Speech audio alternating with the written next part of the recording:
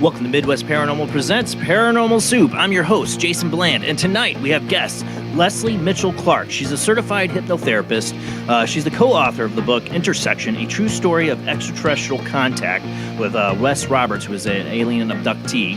We're going to talk about her, past life regression is one of the things she does, but mainly going to talk about tonight is alien abductions and the regression therapy she's been doing with people to help them through these some people call crazy experiences, amazing experiences. I've had a lot of different abductees on this show or callers in, and I've had my experience, not saying I'm an abductee, I don't know. But the hypnotic regression, when you get to hear the stories of what people are going through and the similarities, there's something going on. And you need to take the conversation seriously when we talk about this subject, because people, I think it's happening to lots more people than you could ever imagine. And they don't tell a soul. Who are you going to tell? Who are you going to tell that in the middle of the night you're being taken? The reason you don't want to be out alone outside somewhere at night is because you're afraid of what might come get you. People call you crazy, want to lock you up. You know, it's good that we have people like Lesley Mitchell-Clarke out there to help those people. Tonight, the phone lines, I hope I got them fixed. I've had issues with them the last couple months. I think I might have figured the problem. So later in the show, if you're a contactee, alien abductee, alien experiencer, I want you to call in. Join this conversation. Talk to Lesley Mitchell-Clarke. We got to share notes. That's what I always keep saying. We are the true disclosure moment. And then we got a lot in the World Wide Web Weird talking about the disclosure moment. I got something cool Jeremy Corbell shared and did an interview about the first segment. We'll get to that. A lot of other cool stuff in the World Wide Web Weird, and a couple serious points I got at the end, of course. But like I said, opening the phone lines later. Call in if you're an experiencer. Have you ever been experienced with alien abduction? Call in later. We got a lot to get to, so let's go ahead and get rolling on into it.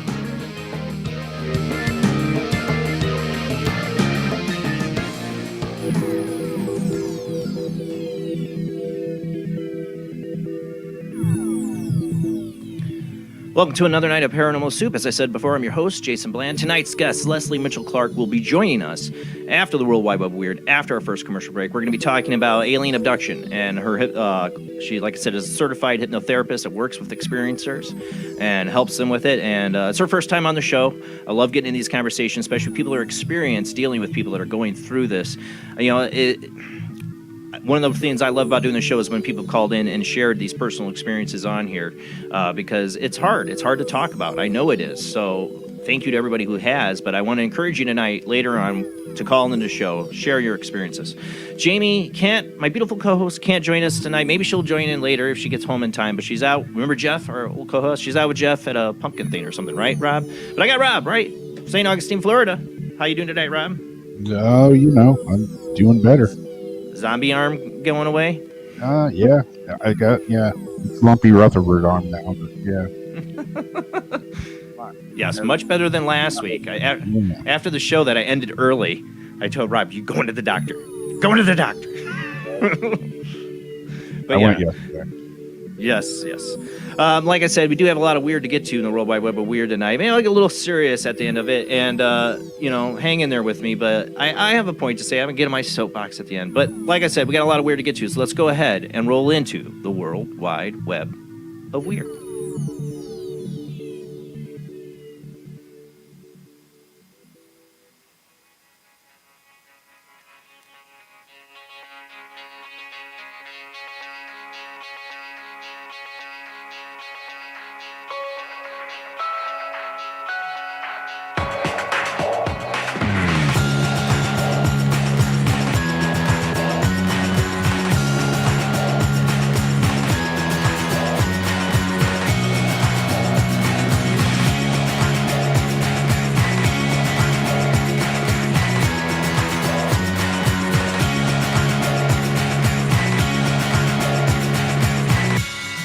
Tonight on the World Wide Web of Weird, starting off, let's continue the ongoing story of the supposed UFO disclosure happening from our government, I guess it's supposed. I don't know.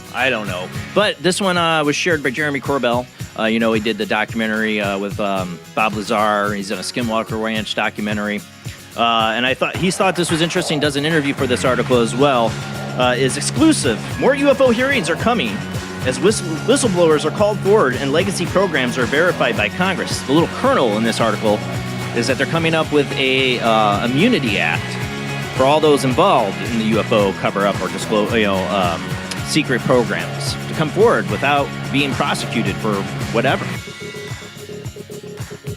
For those listening on the Paranormal Soup Radio Network, we are a webcast. You can watch us live on Facebook, YouTube, or Twitch.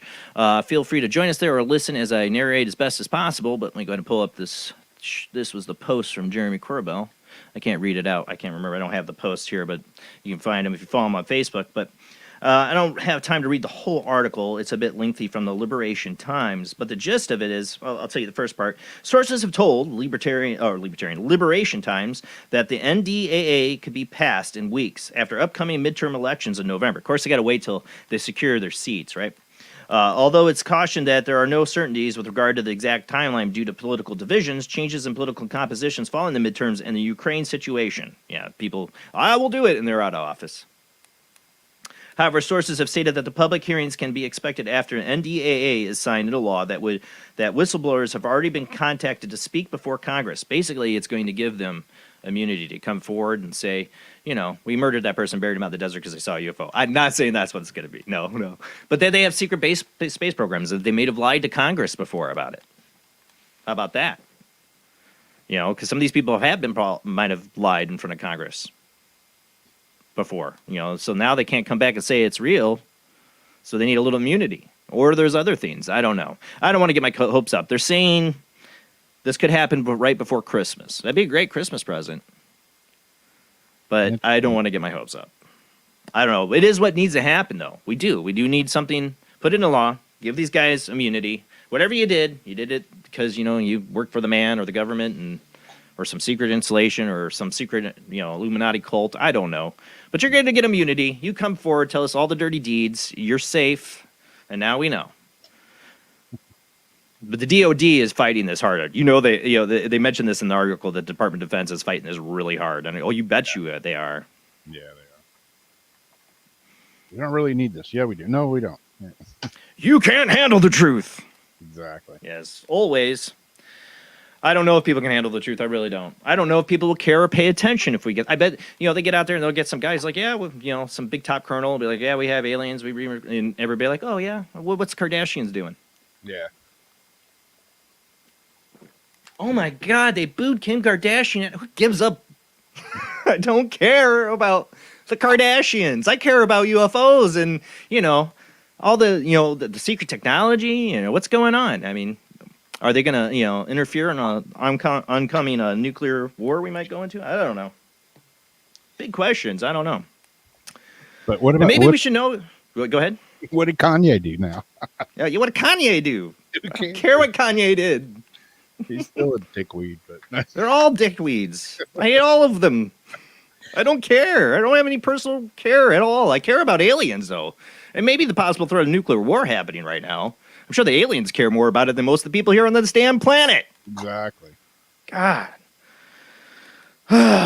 But speaking of just the craziness that's going on, we need Spider-Man in New York. I'll tell you that. Definitely. This next one is bizarre incident sees gang of goblins attack woman on subway. This is not one incident.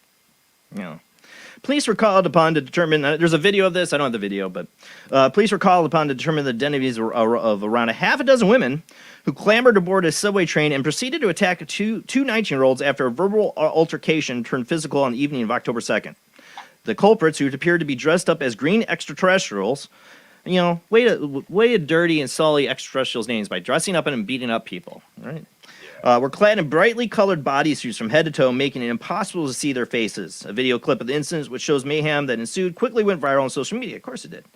More than a week after the incident, local news reports revealed that the police had finally determined who was responsible. A notorious group of women, get this, known as the Green Goblin Gang. Where is Spider-Man? Right? We get the villains, we don't get the heroes, right? Ranging from the ages of 36 to 24. That seems a bit old, for a bunch of hooligans. 36 to 24, doesn't it? Okay. I'm not saying that's old, because I'm older than that. I'm just saying, most of the time you expect this to be a bunch of dumb teenagers doing it, but 36, 24. I think we got some, moms getting close to the midlife crisis, dressing up in Green Goblin suits. We're the Green Goblins. I don't know. These individuals were known to the police and had been involved in a number of other incidents, resulting in at least 15 arrests between them. I want to know more. Why? What's the Green Goblin stuff? She was attacked by aliens, she said, and I didn't know what she was talking about, said the mother of one of the victims. Yesterday was her birthday. Oh, man. And that's how she spent her 19th birthday. Hope they get what they deserve, and then some because it's disgusting. Crime is out of control in New York. That's like becoming the major issue in the governor race right now. Yeah. As the Republican governor's coming out like, on day one, I'm going to come out and, like, fire everyone because this is ridiculous. So, yeah, it's same in Chicago, too. Yeah. This is why it is turning into a comic book here. It really is. You got the Green Goblins. Crime's out of control. We need Spider-Man. Chicago needs Batman. Shine the beacon. Yeah. Do something. Sorry, get my coffee on. All right, next up, it's getting close to Halloween. I'm not sure if I don't have a lot of footage from this year of ghost stuff. I've been looking at it, but usually I do best of ghost. We'll see if I got enough for that on the Halloween show. Katrina Cooper, Rhodey Speak, will be joining us as usual per tradition. Don't know what their outfits are. It's always a surprise. But this one is a ghost talk. Tim Bindle here from Coast to Coast has this. A piece of spooky footage circulating online appears to show a dog being pushed by an unseen force that sends a puzzled pooch sliding across the floor, and the animal's owner suspects that the strange shove could have come from a ghost. The weird video was reportedly shared on Reddit, of course, by a user who explained that the incident occurred a few years ago while her son was playing with their dog, Tucker. In the footage, the animal appears to be agitated by something in the room that cannot be seen, when suddenly, inexplicably, it slides along the floor and then looks back over its shoulder, seemingly to see whatever had just pushed him. Go ahead. Play that. Play that bean footage. The ghost bean footage. We've had a lot of good ones with animals. This is a pretty good one.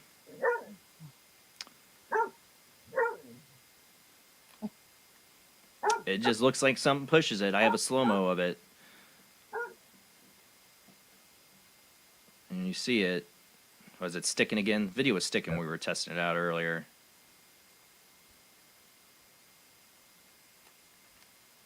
I mean, it does look like something pushes it. Yeah. I saw an interesting video, too. I was just telling Rob. And it was back in September I missed, of a little girl caught in a security cam. And she's literally fighting for this ghost. It's like literally pulling the toys out of her hand.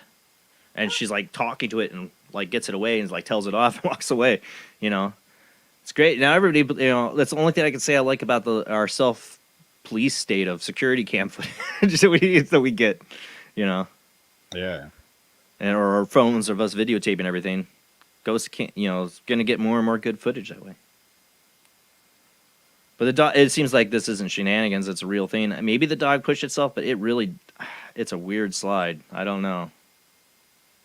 It does not look like it pushes itself. I don't know. Not an expert. Interesting. And they said they had other paranormal stuff that happens in the home. If this is all that ever happened, it said maybe it's just explainable, maybe it's an angle we don't see. But they did have, there are a lot of paranormal stuff happening in the home, stuff moving. I've always wondered how bad it is for a dog's health to live in a house that's really haunted. I had some weird stuff happen the other night with my dogs. They're really. I was here by myself, yeah. And of course, I got to do it when I'm here by myself. But yeah, I was doing the Wednesday show, and they kept barking. I had to get up and go see what they were barking at. No idea. They're in the kitchen barking at what I couldn't see it. And then I went in the bedroom, and I'm like, okay, I'm going to lay down for a little while. And I was watching a YouTube video. I started nodding off, and it's like 4:30 in the morning. Right when I fall asleep, my dog's like on the edge of the corner of the bed, staring right out the bedroom door, just raising hell at something. That's the worst. Yeah, I know. I'm like, okay, I'm just gonna get up and take a shower now. Yeah, yep. Turned the music up real loud in the house. Turned all the lights on. Yeah, I always wondered. Our first apartment was really haunted, and we got our first dog, Bella. When she was just a puppy, we'd have to leave her alone there, and I was like really worried. Like, what, is she being bothered at all? Because there was some really freaky stuff in that first apartment. All right, let's move on. This one comes out of Taiwan. These people have a lot to worry about with everything going on in the world. Another one from Tim Binnell. A very weird video out of Taiwan shows a pair of baffling streaks of light that appear to hover over a city before being surrounded by an eerie ring of orbs.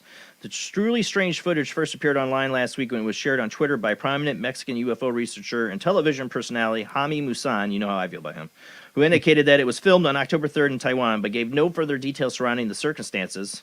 Of course. But that as it may, the footage is unbelievably bewildering by virtue of the aerial anomalies which are captivated the witnesses on the ground. Now, I'd like to know if these guys filmed it, are there other videos? Of course, this isn't, in Taiwan. I don't know. But go ahead and play this. This is where, like, the Eye of Sauron in the sky here going on. I don't know. Some people are saying Project Blue Beam. I don't know. Or China's doing this with some secret technology. Drones. I don't know. This is weird.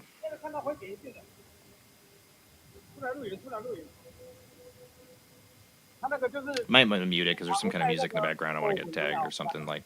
I don't know. Yeah, thank you. And there's like a ring of lights that appear around it at the end. Something. Yeah, that's pretty weird looking. Could be some promotional thing in Taiwan. Watch Amazon's Lord of the Rings. Yeah. Because nobody else wants to. Yeah, I got it. Maybe the Taiwan people, like, it'll be their favorite show. It does like this Eye of Sauron in the sky, but then there's like this rings around it. It looks like it could be lights from something below, but man, what could do that? I don't know. I mean, it's a major light show going on below or something. I don't know. It's weird. Yeah, pretty weird. And the lights circle around it, and then they just blink out. Tear in the fabric of space-time? I don't know. I mean, what else can you say? I don't know. I mean, I don't think it's fake video. I think we're getting real reactions, even though I can't understand what they're saying. It seems like this is something legitimately witnessed. Be nice to have multiple videos of it. You would think if something this big was in the sky, there'd be other people going. We got Taiwan has tons of people with phones, I'm sure, with cameras on it, like these guys, and more people would be taking pictures and videos of it. So far, I haven't heard anything. Not that there isn't. There could be. But, no explanation, of course, and provenance of the video, no. But it's from Taiwan, who knows? You heard me with comment about Jaime Musan. Go back to past episodes. I don't know the guy personally. I don't think he's a bad person or anything like that. I hate the evidence he's shared that's completely crap. Yeah. That's all I'm saying. He's not the only one. Maybe he's just enthusiastic. All right, let's move on. This story I like to hear, but we'll see. Robotics firm joins commitment to ban weaponization of robots. Boston Dynamics has joined several other prominent robotics firms in promising not to weaponize its creations. I don't have time to read the whole article here, even though it's short. But the gist of it is Boston Dynamics and a number of other robotics companies are vowing that they will not make any technology, robotic-wise, of autonomous robot killers. This, some say, come after, just recently Russia had a another demonstration. There's been a number of robotic demonstrations of autonomous robots with weapons Russia's been doing. New one is the guy has a big machine gun on the back of this robot, basically. And they're vowing they won't do that or allow their technology to be used by a third party to do that. Well, good luck.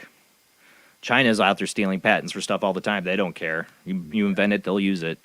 And I'm sure our DOD's well on the works of their own. It's a matter of time. It's good that Boston Dynamics takes a stand. Power to them. Good. Thank you. The stand does need to be made because it's scary. It's really scary. And I'm not talking just Terminator, AI taking over the world scary. I'm talking like bad people getting the wrong hands on this stuff.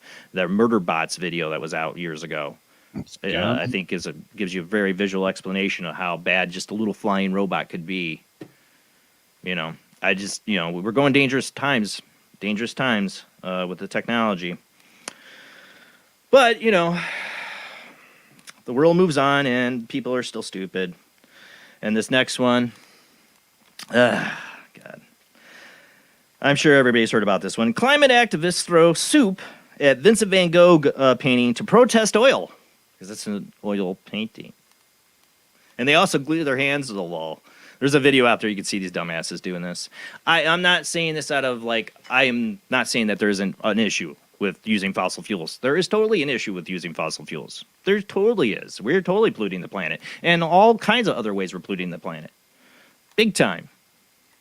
And we do need to do something about it. But the stupidity of the movement is that we need to stop fossil fuels now. People are dying and hungry, and we can't feed them while the fossil fuel industry is making much money. That's one of the quotes from the article. The problem is, if you were to cut off fossil fuels right now, we don't have the system to take over that. People will starve to death. We need a realistic approach, and we need real technology, like the UFO whistleblowers. Please come out, because I know we've back engineered this stuff. You guys probably have some amazing stuff that could change the world. I always say I'm a big Star Trek fan, and I've had to point out, well, they are a socialist society in Star Trek. Well, not really. They're utopian, yes, in a sense. But they have the technology to have energy that won't harm or kill their planet. They have replicators to feed the people. Technology can get us there if used appropriately. It can be good, it can be evil, like the murder bots, or it can be great and save lives and save this planet. We got to be smart and actually make technology that's going to work and not slogans and crap. and pound our fist and act like babies like these kids did. We got to be realistic and really do work towards it and stop arguing with each other.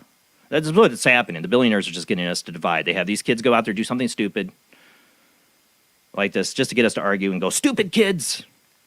Yeah. But at the same time, they are right. We do need to stop. But we need to have a reasonable conversation about this and a reasonable approach, and an approach that's going to save lives, not cost them. But there's all this talk about, there's too many people in the world. So we got to get to the last article, because this is where I really get pissed off at things. Really pissed off. Is in some countries, it is, and I'm a libertarian in a sense. I do believe you have the right to do what you want with yourself, be it take your life, fine. But I am not really for governmental programs assisting suicide. I just am not. I'm not, because I think it leads down a dangerous path. And we have this one. There was one back we had in June or whatever of a 29-year-old. I forgot what country had assisted suicide. Nothing physically wrong with them, just mental. Now we have another one. Woman 23 who survived 2016 Brussels airport by an ISIS attack bomb that went off. It's horrible. Could not live with the trauma and it was euthanized in Belgium. This is a whole article from the Daily Mail. It broke my heart to read this. And I think there's some Black Mirror episodes that really point to this, but anybody remember the show Sliders? I'm a big sci-fi fan. Remember the show Sliders? They jumped to parallel universes. I love that show. There's one where they jump to a parallel universe, and one of the female character in the show wins the lottery, Like, she's like, oh my God, I won the lottery. And come to find out, it's totally like Twilight Zone thing where you won the lottery to die. You won the lottery, all your family members are going to get a bunch of money, and everybody in this society is completely happy and rich, because resources aren't being used up, and we're not polluting the planet anymore because we're culling the population. Yeah. And basically, you win the lottery and you get to die, and you help the cause of keeping the planet safe. That was the gist of that episode, was horrifying. And that's what I worry about these kind of programs. She had a mental illness, and there is pushback on this. There is a neurosurgeon, I believe, that's pushing back on this, that had examined her and said that there were many other modalities, other ways we could have helped her that were not even tried. So there is an investigation going on to this in the World Health Organization or something along the lines of, protest to this. But, I get it. We have a lot of people here. I think the biggest problem is we have a lot of people compact in major cities. Is not a good thing. Yeah. I think that's where we use up a lot of waste and energy. But that's what we're pushing towards more, too. It scares me where we're headed in the future and what kind of ideas like this could lead to a dangerous road.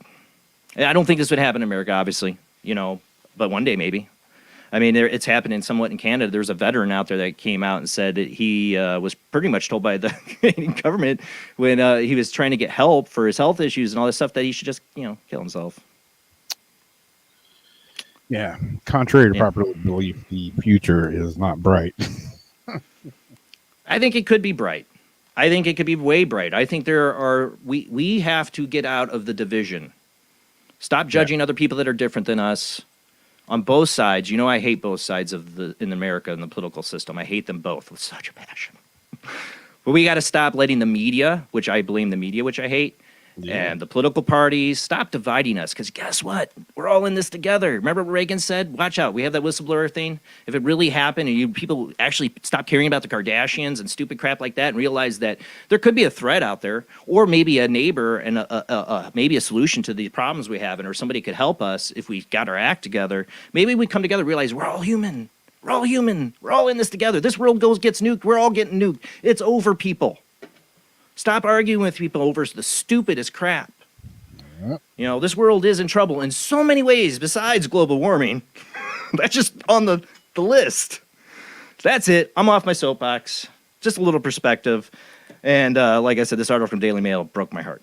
All right, but our guest tonight, on a more positive note, maybe we're going to talk about alien abduction. I don't know if it's going to be positive or not. We have guest Lesley Mitchell-Clarke, a certified hypnotherapist, also co-author Intersection, A True Story of Extraterrestrial Contact, is going to be joining us tonight. And this is a subject dear to my heart. I've had friends that are definite alien abductees, gone through some traumatic experience. I've known people that are contactees, and it's a wonderful experience for them. And I have my own experiences I'm still trying to figure out. I want you later in the show when we open up the phone lines, if you had experience tonight, even if you called in before and talked about it, join us in this conversation tonight.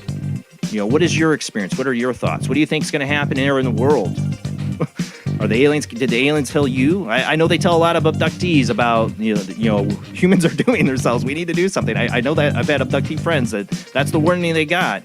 Are we listening? I don't know. We'll be back after the short commercial break with guest Lesley Mitchell-Clarke.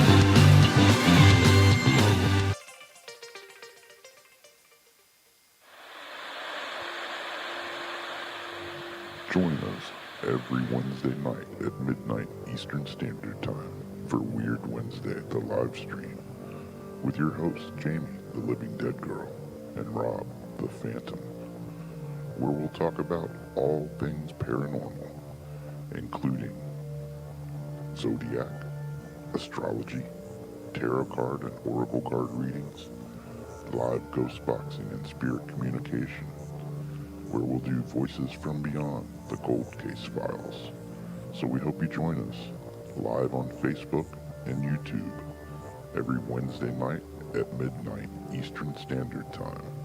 We hope to see you there. Bye-bye.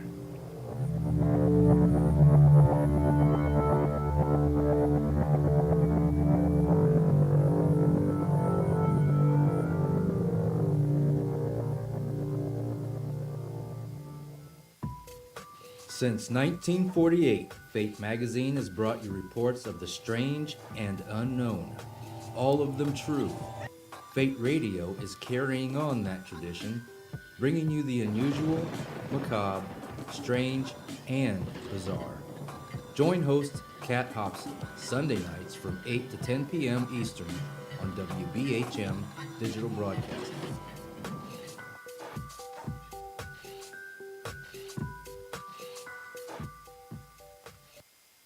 Of the second kind, physical evidence of a UFO. Close encounters of the third kind, contact. From Steven Spielberg, the director of Jaws, comes one of the most ambitious and unusual films ever made. And what you will see has never been seen before. It's a cosmic mystery crossing what many scientists believe will be the next threshold of human experience. It is called Close Encounters of the Third Kind. It begins in an Indiana town and leads to one inescapable conclusion. We are not alone.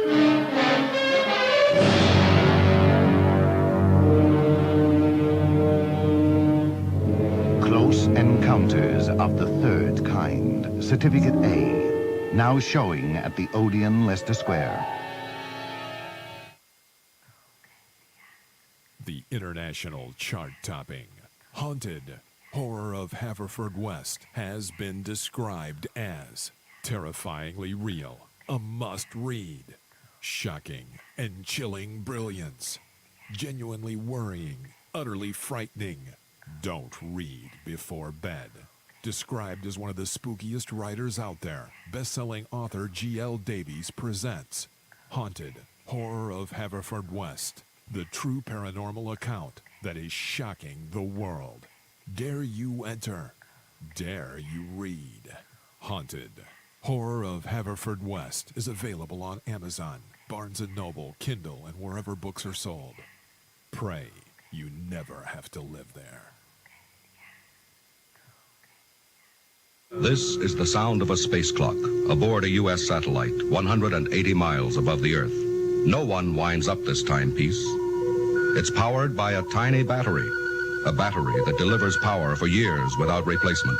Now the same type of battery, the Duracell battery, can bring new reliability and long life to your battery-operated equipment. Radios, cameras, toys, all run far longer.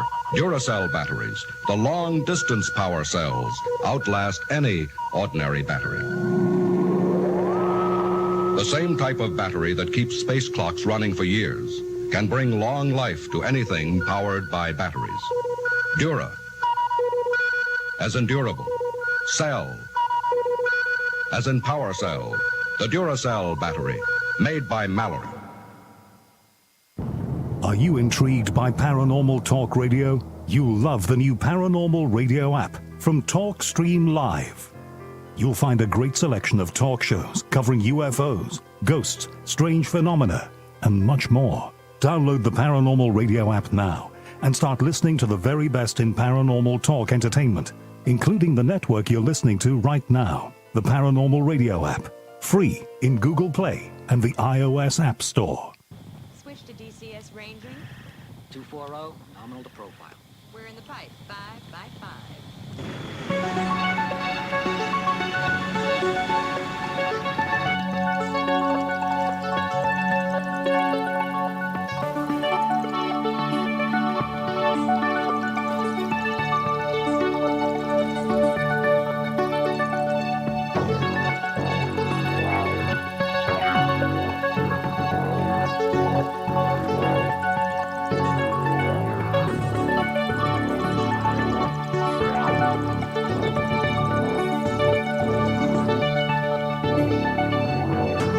Tonight on Paranormal Soup, our guest is Lesley Mitchell-Clarke, Lesley Mitchell-Clarke is a Toronto-based certified clinical hypnotherapist who specializes in a number of modalities, including working with individuals who feel that they have had experiences with extraterrestrial beings. Most of this fascinating work, as well as metaphysical therapies such as past life and interlife regression, take place at Lesley's Toronto hypnosis clinic, Lightwork Hypnosis. Prior to her work in hypnotherapy, Lesley has also had a busy career in actor, dancer, vocalist, and for the past 20-plus years, she's also been a top jazz and arts media consultant with an array of Grammy and JUNO-winning clients, as well as major jazz festivals and record labels. Lesley is currently the Director of LMC Media with offices both in Toronto and Lesley's hometown of New York. She's also as busy as an art writer, contributor regularly to a variety of publications. Tonight, like I said, I want to hear from you guys later in the show. After the next commercial break, we'll open up the phone lines. If you had experiences, and I know you have, I've had you call in and share. Any of you share again tonight. Let's talk about it. We got to figure out what's going on here. The human experience of alien abduction is something fascinating. It's happening to people all the time, and we got to figure out what's going on. I think we're going to figure out a lot of things going on, not because of government disclosure. It'd be nice if the whistleblowers come out, but I think we're going to find out more because people are coming out and being more accepting of others to talk about these experiences. And that's what I do this show for. So tonight, later on, let's join this conversation with Lesley Mitchell-Clarke about your own experiences. But let's go ahead and get to our guest.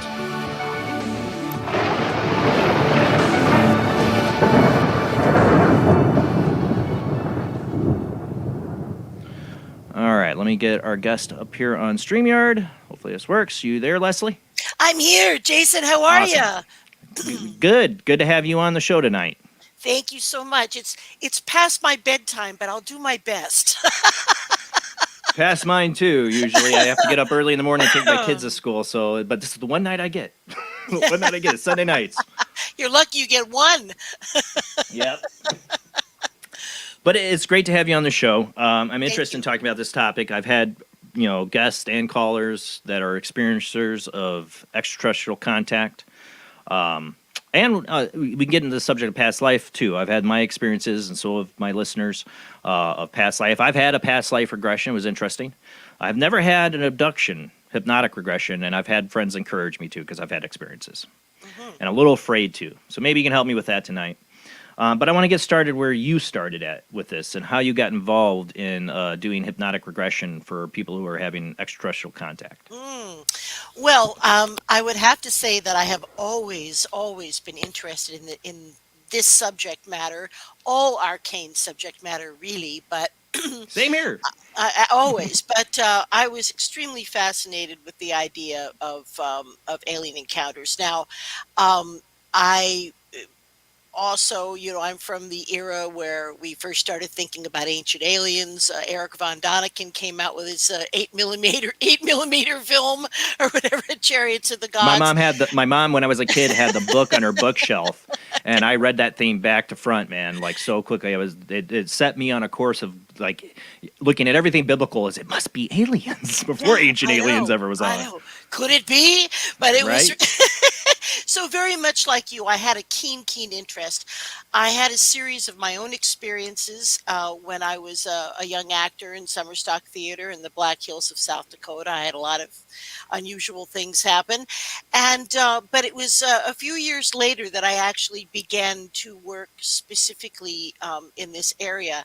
Now, while I was at university and doing all my show business stuff, I was also both a psychiatric aide and a psychiatric technician in a state mental hospital, which is kind of like that's like being a psychiatric nurse. They don't have the equivalent in Canada, but that's what I did, and also studied psychology in university as well as all my artsy stuff. And about 20 years ago now, I suppose you could call it a kind of a midlife crisis, except I didn't, buy a red sports car and get a mistress or dress up as join a Green Goblin gang. You missed my article on the Green Goblin gang of 34-year-old women dressed up as Green Goblins attacking people in New York City. I mean, that's a midlife crisis. Well, I probably felt like that, but I didn't.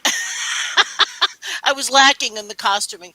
But anyway, now my dear husband, he said, I know you're searching for something, you don't quite know what you want to do, but I want to buy you a past life regression. Cool husband. So very cool. So he did that, and I had the experience, which was transformative. I mean, as far as the information that came out, but what I really took away from that experience was a knowledge that I could do that work, that I understood it, that maybe I had the right voice for it, but I just knew that I'd found, my thing that I was going to do. So as soon as I could arrange it, I went back to school and took at first the basic credential. And it was still a few more years after that before any regression work happened, because that's a separate training and a certification that you have to earn and study. So, but at the time that I was then fully functional as a hypnotherapist, doing all my things, I was working at a very snazzy clinic in kind of what would be the equivalent of like maybe Beverly Hills in Los Angeles, an area called Yorkville in Toronto. So I was about once a month, someone would call in and they would say, I believe I've had some kind of experience, I have missing time, or whatever the components were. And none of the other practitioners wanted to touch this with a 10-foot pole. So, and I just said, bring it on. And what I did is eventually, as I did more and more of this kind of work, I created really a protocol for working with experiencers that is very, it's related to a past life regression process, in that we do need to get people in the theta state if we can. But other than that, I have adapted it to work with those amazing individuals. And after not too long of doing that, I was invited by Kathleen Martin to become isn't she lovely, to become one of the practitioners that was part of the big research project that MUFON did. They had a big experiencer research project, and it went on for about 10 years, and I worked with many, many people in that project. And interestingly enough, I know before I excuse me, when I was listening to you guys, I was getting depressed there. I was ready to take a plane to Belgium. Yeah, right?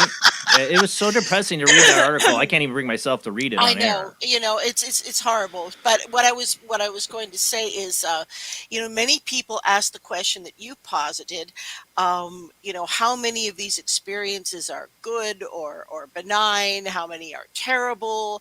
Is it worth it to find out what's going on? Well, what the research program showed clearly, and also another organization, Dr. Edgar Mitchell's organization, FREE, did a very similar research project, and I was involved with that as well. So what we found out is that about 20% of people have negative experiences, where it's either fearful or some circumstances occur. And about 20% of people have, I would have to say, like ecstatic experiences, where they're taken to some other level, or they receive a download, whatever that may take.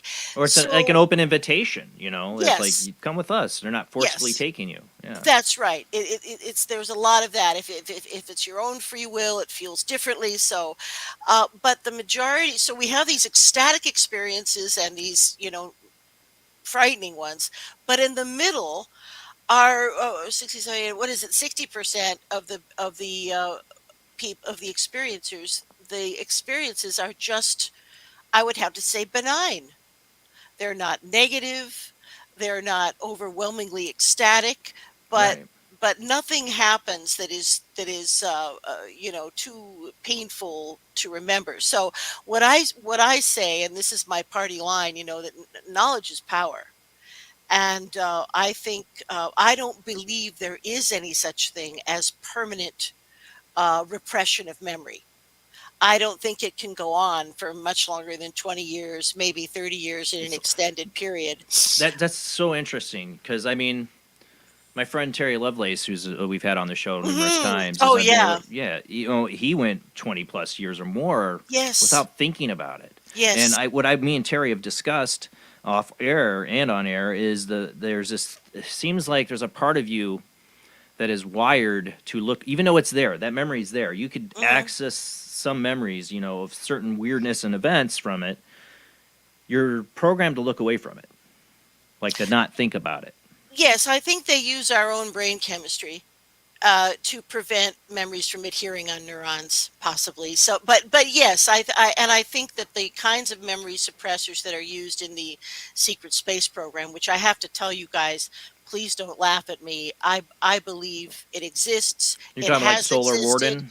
Yeah, I'm talking about a wide variety of different programs, all Right. under the umbrella of the Earth Defense Force, the Mars Defense Force, the Lunar Defense Force, what have you. But 20 and back, familiarly, we would call that experience. But when the military is doing their reverse engineered or their less than perfect processes, they don't have the capability of suppressing memory for more than 20 years, which is why many of these really brave, wonderful people who've been through this process often will come to me in their early 40s because they're starting to have they're starting to have breakthrough memories. And so my job, as I see it, my job is to help the individual integrate those experiences into their linear life here in the third density, to integrate them and accept themselves as the unique beings that they are. So In those cases of like a Solar Warden or My Lab, it's like integrating a whole other life that they're living. Sometimes it really, really is. I will often have people tell me that when they are participating, and again, we're talking about agreements and free will here a lot of the time. So individuals have told me that when they are in their sleep state, they're bilocating, or perhaps astral projecting would be a better word, but you know what I'm projecting their consciousness into an environment where they work and collaborate with other beings who are vibrating at a slightly higher level. So it's very interesting, and what we do find also is that many experiencers, when they reach midlife, shall we say, don't often have the physical experience of being taken on a craft. It seems to be that after a while that these individuals are so facile with this astral projection process that that's just the easiest thing. I think there's a lot of that in space travel. Not only that many beings intelligently have said, wow, well, we're capable of these psionic processes. We can project ourselves. We can even project ourselves like a hologram. Why would we necessarily want to get in a craft? Right. So I think there's quite a bit of that kind of I almost hesitate to call it technology, but it is a technological use of an ability to project one's consciousness. Well, they did. I remember in Star Trek there was the Traveler, and first season, and then he takes Wesley Crusher. But he didn't use any ship. He just is in the mind. He could just travel. And that's the thing. You get to a point, you become like the Q in Star Trek or something. You have the ability to project yourself, or like in the movie K-Pax, they take over somebody else's body. I think that's a little rough, though. I hope they're not That's a doing that. little rough, but I completely get. And you'd think of the Traveler with all these incredible capabilities, they could have done something better about those hands. Oh yeah, they were awful. They look like bloody snow mitts. What's the deal with that? Like, no wonder you don't have a ship. You can't drive with those hands. You got no opposable thumbs. Yeah. What's the problem? Yeah, they had to build the mind telepathy stuff going on. But I was saying, we always think of alien civilizations advancing technologically wise, but we a lot of times don't consider if they advance technology wise, they also advance spiritually, and what abilities that gives them, to be able to do. Well, I think part of our problems on planet Earth is we had a little bit of an artificial leap in technology that we probably weren't quite ready for. That would be part of the Prime Directive was broke. Yeah, that would be part of the Truman Agreement, with the Zeta Reticulites. But that's suddenly we had integrated circuits, and in a way, it's like putting babies on motorcycles, or something. It's in some ways, we aren't emotionally ready for the kind of technology that we are capable of messing about with. Well, what's happening right now? I mean, Yeah. did that, could that have contributed to, the nuclear bomb? I don't know. I don't think alien technology did. I mean, I think human innovation did, just from history of Einstein and where we led and thought process. It was something in the conscious collective that was unleashed, but it's there. It can't, cat's out of the bag. It's there, and what did the Anunnaki call them? The weapons of fear. But I think, and I'm going to quote, my old friend Stanton Friedman, and he said, as soon as if a civilization can understand how their sun works, then they will develop nuclear capability. It's, one thing is the same as the other. So Right. I think many, It was many, inevitable. I do. I think that many civilizations have been through a so-called nuclear age where they're either survived or they didn't.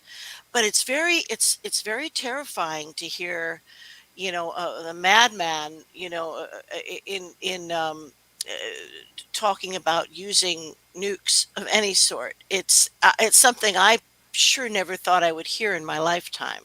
I did. I grew up in the '80s. There was all these doomsday specials. No You're Thomas right. Doomsday. You're right. I had a show called the Doomsday Generation Show. Yeah. Basically, we grew up with all these doomsday prophecies and stuff like New York getting blown up. Like I was raised on it. It's totally believable to me. Well, And I'm I like, think where did we forget this? I think it needs to be a musical now. Doomsday the musical. I think Doomsday maybe the that, musical. Yeah, that'll work a little bit better. But no, I think I do think there are many things to feel positive about. I also think that most of the beings that we engage with are telepathic. They can speak, but usually don't because the speed of thought is the fastest thing. So we are, with our experimentations with the internet and this kind of technology and emails, we have information traveling almost at the speed of thought. So I think this is a kind of like training wheels, the technology that we have now. That's a good way to look at it. Really I is. do. I think this will proceed to another step where we are able to send messages telepathically. I think we do it all the time. We're just not aware of what we're doing, and we're Well, not think about in that's interesting you control say necessarily. that. Well, think about the last number of years here. I mean, truths have been revealed. You know what I'm saying? We got the UFO, we got the Me Too, we got the Epstein, we got, there's things that seem to be uncovered. And, in the Bible, they talk about secrets being revealed. Oh, yeah, You know, there's nastiness, man. There's But what is so that much not? corruption. But what is that not? If we had suddenly everybody got telepathy, all secrets revealed. You know what I'm saying? No one can lie anymore. I'm not we would sure it's implode. quite like that. I'm not sure. But you know what I'm it's saying? quite like, but yeah, I mean, if we were in a world where our secrets were not things to be used against us, right? Right. I guess. But yeah, we're in a very confusing state right now, but we're kids on training wheels and we're learning. But telepathic beings are everywhere and they're trying to help us. And it's real common. When I'm talking to somebody about their abduction experience or their contact experience, and it's important, that I don't lead anybody. I got to be like vanilla ice cream. I've got to be so neutral. But I will often say, are the beings speaking to you? Well, no, but I can hear them. Are they speaking into your consciousness? So this is how most evolved beings do It's not always communicate. even a voice in your head. It's images and Oh, feelings. yes. They can communicate with symbolism, with images, with emotions. They can show you an emotion, have you feel an emotion. And, but now we're talking about there are a lot of different species that we're engaging with.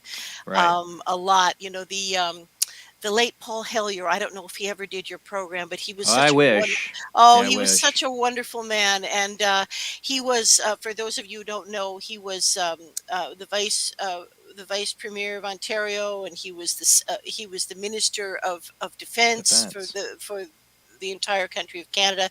Now he told me, not long before he passed, that to his knowledge, the Canadian government was engaging with at least 80 different species, meaning that there were treaties and they were working on things together, this, that, and the other. And and he was a factual dude. I mean, this guy wasn't prone to fantasy. He was an economics guy, really. Yeah. But now, so if there were 80 officially recognized species that the Canadian government is dealing with, the same situation, only more so, is happening in the U.S.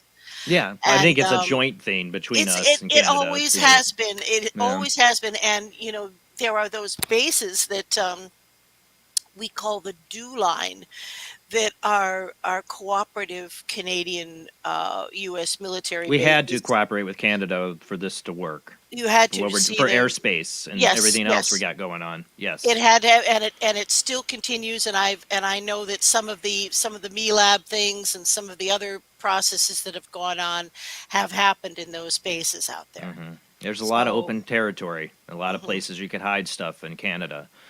So I'm sure we have operations and joint with them when it comes to aliens and underground bases and all that. Underground, I'm sure too. Although they will never, which is why, like I was agreeing with you again before we got on. I do not trust the government to release anything.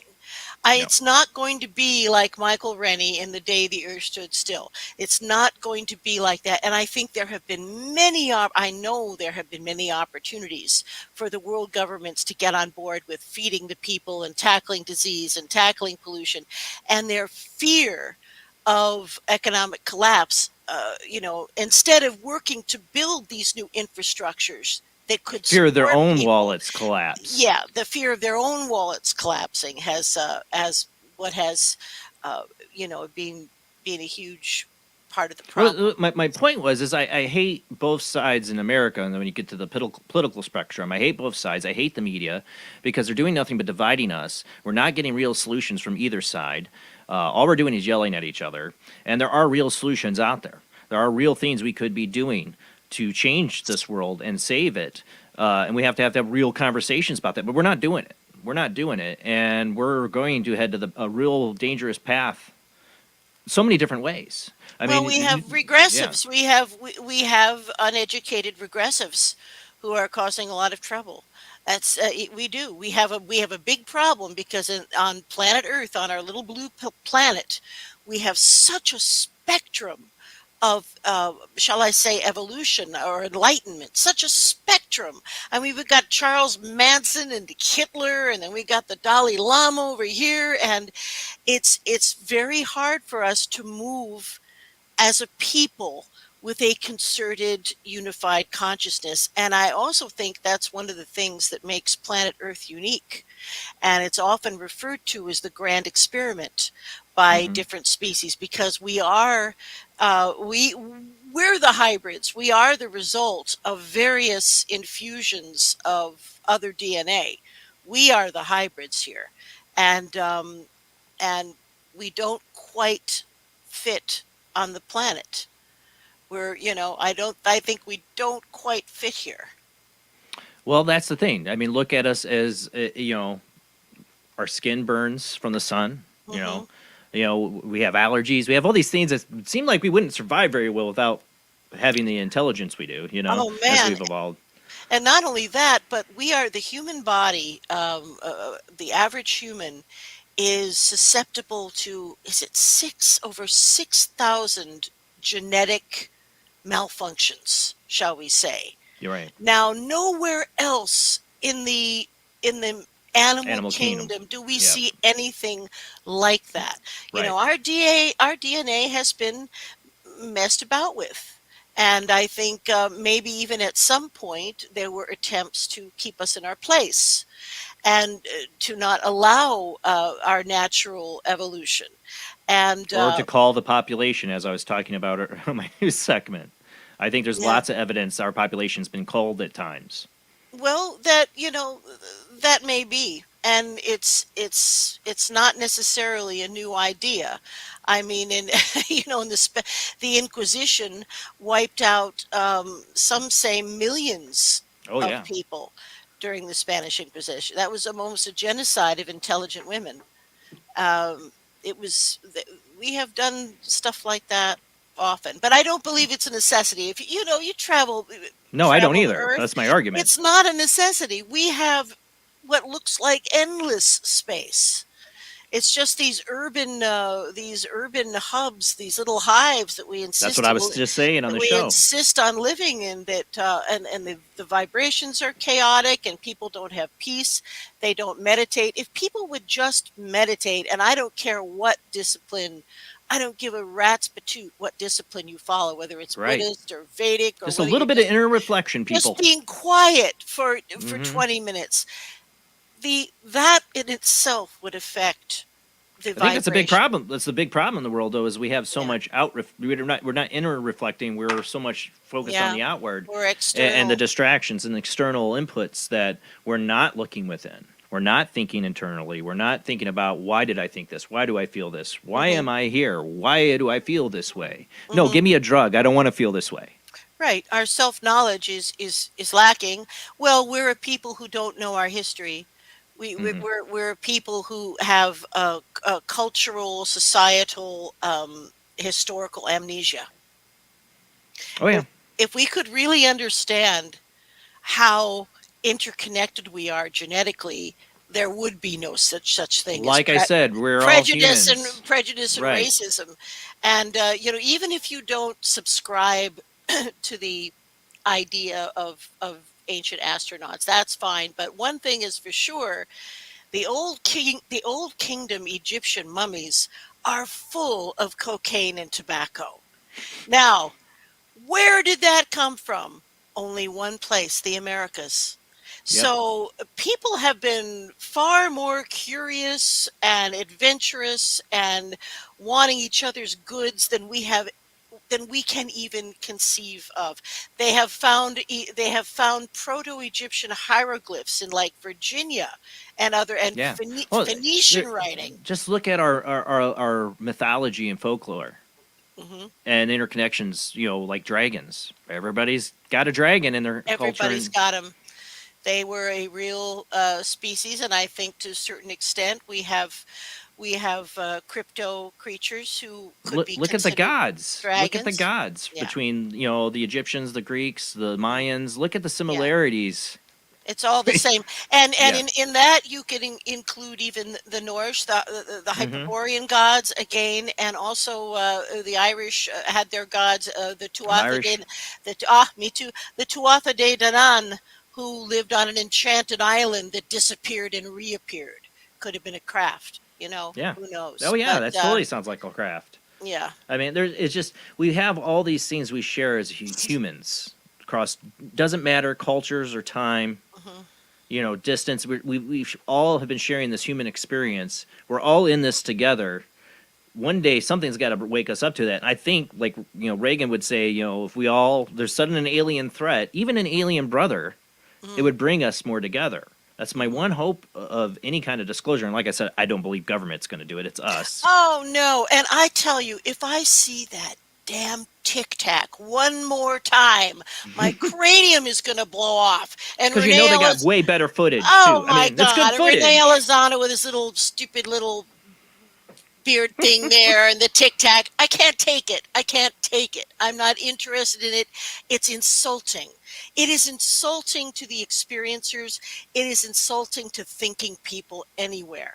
The hearings were insulting. I don't know about Louis Elizondo and the Tic Tac. It's some incredible footage, but I know they got better. But then they get to the hearings and they show us one piece of footage that I called a year before when I said they're going to show this piece of footage and say, oh, but it's explainable with this, Yeah. the triangle thing.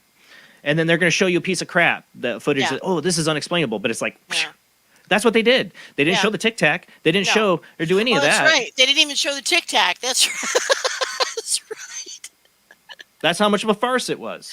I know. Well, I think that the ETs have, as I said, have made many attempts. There was an individual that lived in DC, Valiant Thor, who tried desperately to get some food programs online and all kinds of stuff. No, no, no. So I think what we are experiencing now, which is why it's a term I like to use. It's going to be the title of my next book, but all of you guys are in that category. We're really midwives of disclosure. Oh, I love That's that. what we are. We are I bringing love that. I'm in. not. I don't know about maybe calling a midwife, but it is a good Well, term for it. We are. it's a- I always say it on the show all the time. We are the movement. We are, and we're just bringing it up, bringing it on in, you know, bringing it in, and I think we're going to see some remarkable things because as soon as the fear is the stumbling block. We don't need to be afraid. We don't need to be afraid at all. Because even the experiences that people describe as far as encounters with ETs that are somewhat negative, the terrible things that happened, as a result of the Truman Agreement aren't really occurring now. You know, the types of things where DNA was harvested from I've had other women guests and mention from this men. that it's been stopped. It was That- it was literally a contract, an agreement, Mhm. and it was honored by the Zeta Reticulites. They stopped when they said they would stop. Well, let's But talk about. We got man. There's so much to talk about. Yeah, we're still good on before commercial break. About 20 minutes. Let's get into some of this because you've been doing hypnotic regression with people. mhm. You know, I mean, I know. First, we can get into the fact, that you are, you're certified, you're professional. You have to be able to judge too that this isn't delusions, right? Oh I mean, you have to yes, be able to go through a yeah, process with people. Let's yeah. talk a little bit about this because people are like, oh, Yeah. you're just talking. You lead people on. Let's talk a little bit about the Mm. process so people understand what you do. All right. Well, first of all, what I would say is it is essential for me to be able to understand if someone is suffering with a mental health issue. Yeah. Because in excuse me, in Canada, I am technically not allowed to work with individuals who Right. have been diagnosed with a mental illness. And by that, I don't mean anxiety, a bit of depression. I mean like a dissociative disorder. Schizophrenia. Yeah, something of a serious borderline Yeah. personality disorder, something of a serious nature. So and not everybody who reaches out to me is an experiencer. Yeah.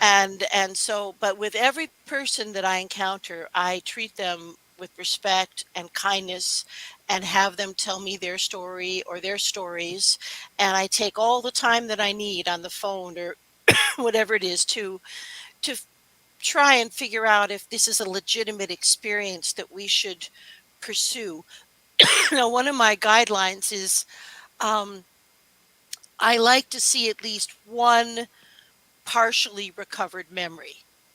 Like, and that could be, I have some missing Before time, and hypnosis. yeah, Right. Before before I hypnosis. before I get into it, I like to have at least one partially recovered memory. Now, That's interesting. and I will also say that I think plenty of people who do suffer with mental illness have also had ET experiences. So Right. It's just as one possible. one thing doesn't preclude the other, but Right. what I try to do is I have a number of colleagues, psychiatrists, psychologists, psychotherapists, a number of colleagues who have that scope of treatment where they can work with these individuals. And so if someone presents to me and I feel that there's a good chance of serious mental illness and it's not appropriate for me to work with them, I don't just leave them out there hanging.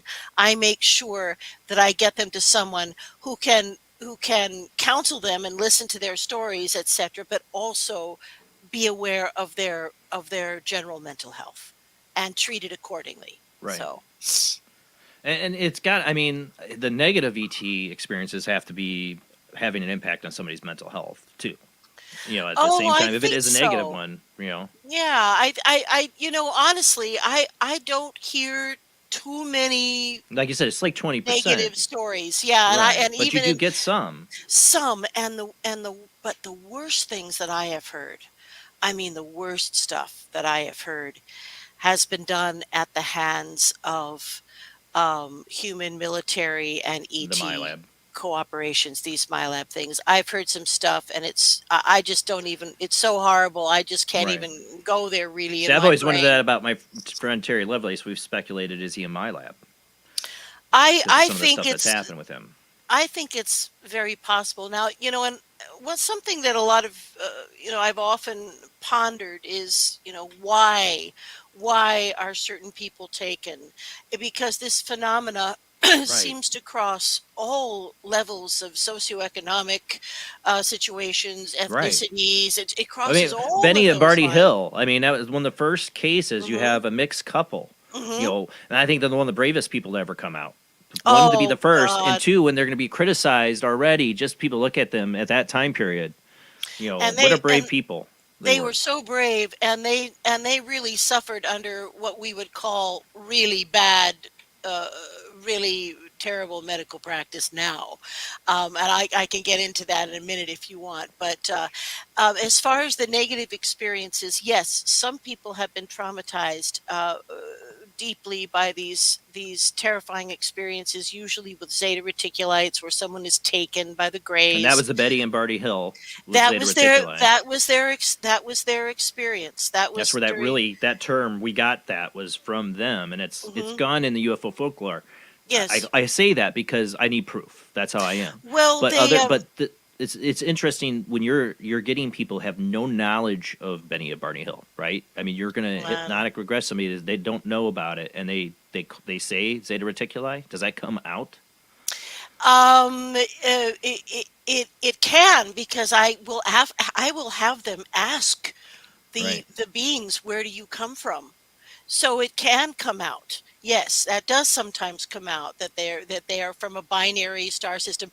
And of course, that there's a wonderful gal named Marjorie Fish, who based on Betty Hill's Yeah, drawing that she she found it. received from those beings, she actually discovered where these beings were from, and they were from, there's a binary system, the Zeta Reticula system, and so that I consider that a piece of evidence. But let me tell you just a moment about what happened to to Betty and Barney, and because it's something that we would not do now. So you remember, at least 2 years, maybe longer, passed between the incident that happened when they were driving back from Hmm. Quebec, and when they were seeing Dr. Bernard Simon. Yeah. Now, Dr. Simon was at the time a leading expert on what we would have called shell shock. We would now call it PTSD. PTSD. Yeah. So that was his area of expertise. So what he did is, I think he didn't want Betty and Barney to pollute or discuss their sessions. So Right. he hypnotized them separately on a number of occasions, and then when the hypnosis session was over, he would say, "Now you're not going to remember anything. It's going on. It's going right back in. You're not going to remember anything." Why? Well, in his attempt to have them not discuss their sessions, he was taking these traumatic things out and then shoving them back in. And see, we would Mm. never, ever, ever do Yeah. that now. So it was terrible therapeutic practice, but there Yeah. was no guideline for this kind Right. of thing. And if you listen, and these tapes, if your listeners are I've heard some interested, of they are right available on YouTube. them. Hmm. You can hear them being regressed, and Yeah. the sequences with Barney are absolutely terrifying, because he is so terrified. Yeah. And one little side note I'm going to mention. Years later, I was a tour guide at Universal Studios in LA, and they were making a movie called, at the time it was called Interrupted Journey, Mm. and I think they called it something else later. But it starred Estelle Parsons as Betty Hill, and the great James Earl Jones Yeah. I think as it was Barney that. Wasn't Hill. that the title of it? I've seen it a long time They ago. there was it was well the it was based, loose, based on Yeah. John G. Of Fuller's course. book Interrupted Yeah. Journey, but they also, anyway. Yeah. So Hollywood. I had a chance to ask James Earl Jones, if oh, that's a great picture. There they are. Hmm. And that's Betty. Betty is Kathy Martin's aunt. Yeah. Kathleen Martin. Yeah, you knew that. Yeah. So So anyway, I asked James Earl Jones, if he was a believer in that experience, and he said, "Well, I don't know, I'm not sure, but the way he was playing it was here was a black man who was being made powerless, Yep. and so it invoked all of these horrible things, lynchings, and all of this terrible stuff." And that's how James Earl Jones played it, with that terror. He did. Although, It's James Earl Jones at his best, honestly. For a movie that's cheesy, God, he still I shines in know. it. He still shines in it. I don't And care. the He's and awesome. Estelle Parsons, Bonnie, with that accent, oh Mhm. man, I tell you, it's a goodie. But unfortunately, the ETs and those paper mache heads, not great. That was awful, but Yeah. that's special effects. It'd be nice to see. I don't know if it's partly like I don't want to wish for it because I hate Hollywood, but I would love to see it another attempt at it. But James Earl Jones definitely was the shining light in that movie. Well, for they sure. should do because Kathy has just come out with a brand new, the most up to date Oh yeah, version of the book that she and Stan wrote together. She's Yeah. now come up with more evidence. There's never been more that you could put in. I know that they're making a new a version of Fire in the Sky. yeah. Which when I was a kid, I saw Fire in the Sky. I was like, oh my god, this is so scary. But then I got into this, more and read the actual book, and I'm like, it's nothing like that movie. And I've heard Travis Walton. I would love to have Travis Walton on, but I've heard him begrudgingly say, hey, I really like to see this retold the right way. Well, and I agree. It's going to be, and there's a wonderful actor who playing him who I think will Really? be just marvelous, Keith Urban. Oh yeah, Yeah, the from well, of course, he's Star Trek, Dr. McCoy. Carl Urban. Carl, not Keith Urban. I'm sorry. But I knew what you meant though. I heard that before that Carl Urban was going to play him. I heard that. Sorry, I love Carl Urban, but country. I knew you weren't talking about the country singer, but I had to think about like, wait a second, not Keith Urban, Carl Urban. Yes, Star Carl Trek. Urban. I'm so sorry, McCoy. guys. You know what I'm talking about. I know. But you were right. That sequence, that elaborate sequence in Fire in the Sky, they even called in another director, an Italian director, to put together this conceptual horror show that had nothing to do. No, with, it's nothing like his experience that he tells. nothing. It's nothing like it Zip. at all. And I've been meaning to talk to Tracy Torme about that. All that I knew him in LA, of course, and it was his first big screenplay. He was one of Mel Torme's sons, the singer. So Oh wow, he was responsible for that. it's like you. You. It is scary though. It frightened the heck out of me. I was fascinated with that God. movie when I was a kid. Man, if they wanted a scary sequence, that was it. I Yeah, mean, they did. I was levitating out of the seat practically, but it does bear no resemblance to reality as far as what happened. And I mean, what he saw was humanoid more than anything. Oh yeah, and also now he has a whole different perspective on it. Yeah. When he ran into the beam, right, and we're talking about there was a craft, like kind of a wrong place. I think it was like just a wrong place, wrong time. Stupid move. Stupid move. So they were probably just taking samples to see how we're polluting our trees. They weren't doing anything. So he goes over and runs into the beam. Was taken up quite high, maybe 20 feet, I forget, and then dropped. Thrown. Now Or thrown, he or whatever, thinks that he actually died. Yeah. And that the beings just got him right back into the craft so they could resuscitate him. And they worked on him for the 5 or 6 days that he was gone. They repaired him. And he believed he had broken limbs. When I first read Fire in the Sky, even though that's not said, in the way of what happens to him, that was my thought on it, that he was fixed or injured, and that, it seems pretty violent what happened to him. It was terrible. And then they dropped him off at a phone booth in the desert. Phone home. Phone home, man. But did it leave him any change? Nope. No change. Not even a dime. Yeah. Not even a dime. But yes, we have to be careful about movie versions. And then there are many people who think that what's the one about it's completely fiction, but it's made to look like a documentary. There's a few. The fourth kind, I hate that movie. I hate that movie. I hate that movie. bullshit. God, I fiction. hate that movie. Watch the language, but Yeah, like, I do too. but I hate it. I hate that movie. I've talked It's about that on this show several times. Rob can attest. fear generating, Yes, and stupid. and just stupid, and a portrayal of the process of hypnosis that has nothing to do with hypnosis. Oh, I bet. Yeah, that really pissed you off. That movie pissed me off because they start out with the director and an actress I love. I can never pronounce her name right. Mila Jovovich. Oh, whatever. I love her. I love her to death. Yeah. The Fifth Element. I mean, come on. I love Mila her to death. Jovovich. Yeah. Oh my God. Yeah. She was Yeah. Dazed wonderful. and Confused. Come on, man. Dazed But and here she, but here she is. She gets up in the front of this movie with the director saying these are real events. Yeah. Real things that happened. Yeah. Well, you lied. That is a lie. Don't Big do that. lie. Yeah, and I've had people argue. It's like the I know.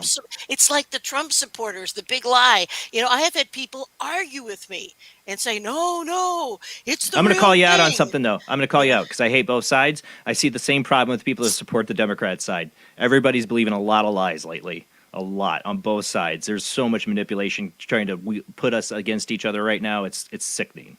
I hate Fox. I hate MSN. I hate all of them.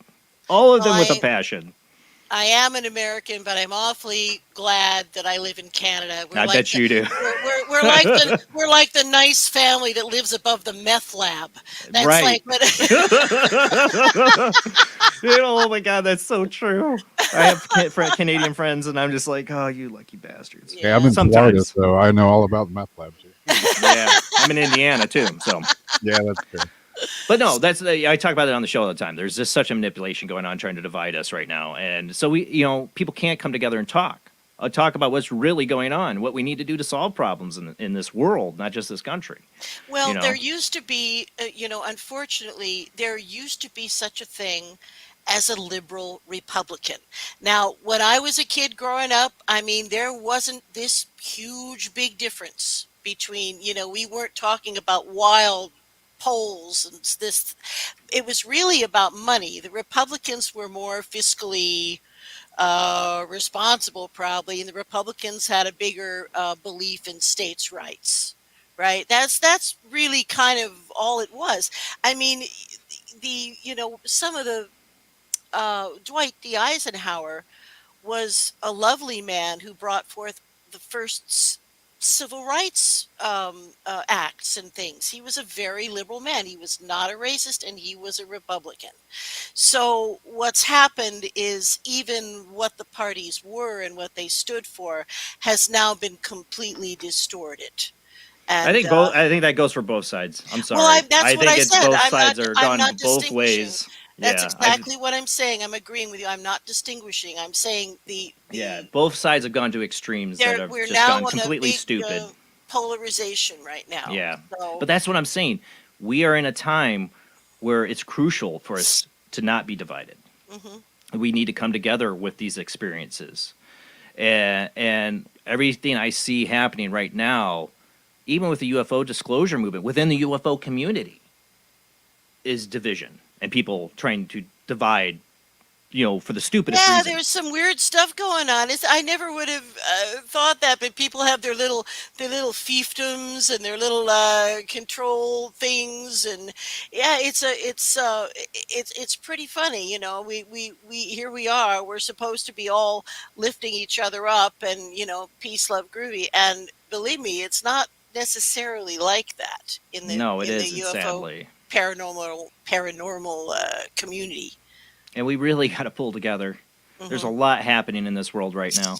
And I think there's so much more to what people are experiencing. I think lots of people are experiencing abduction phenomenon. Myself, and we'll get to this, and I want callers to call in. I've been dealing with memories that have come back to me. I'm 43. Mm-hmm. And I have had, I have to thank Terry Lovelace's Incident at Devil's Den book for kind of turning my mind to instances that happened to me that I would look away from. Even though I've had paranormal experiences all my life, and I've talked about it for an end of, I would look away from these experiences. Mm-hmm. And he kind of brought my direction and back to that, and thinking about these experiences and connecting with other experiences I would have never thought about. And that's the thing. We have to talk. We have to connect these experiences, these dots. When you're doing hypnotic regression, I mean, we've talked about what the process you go through.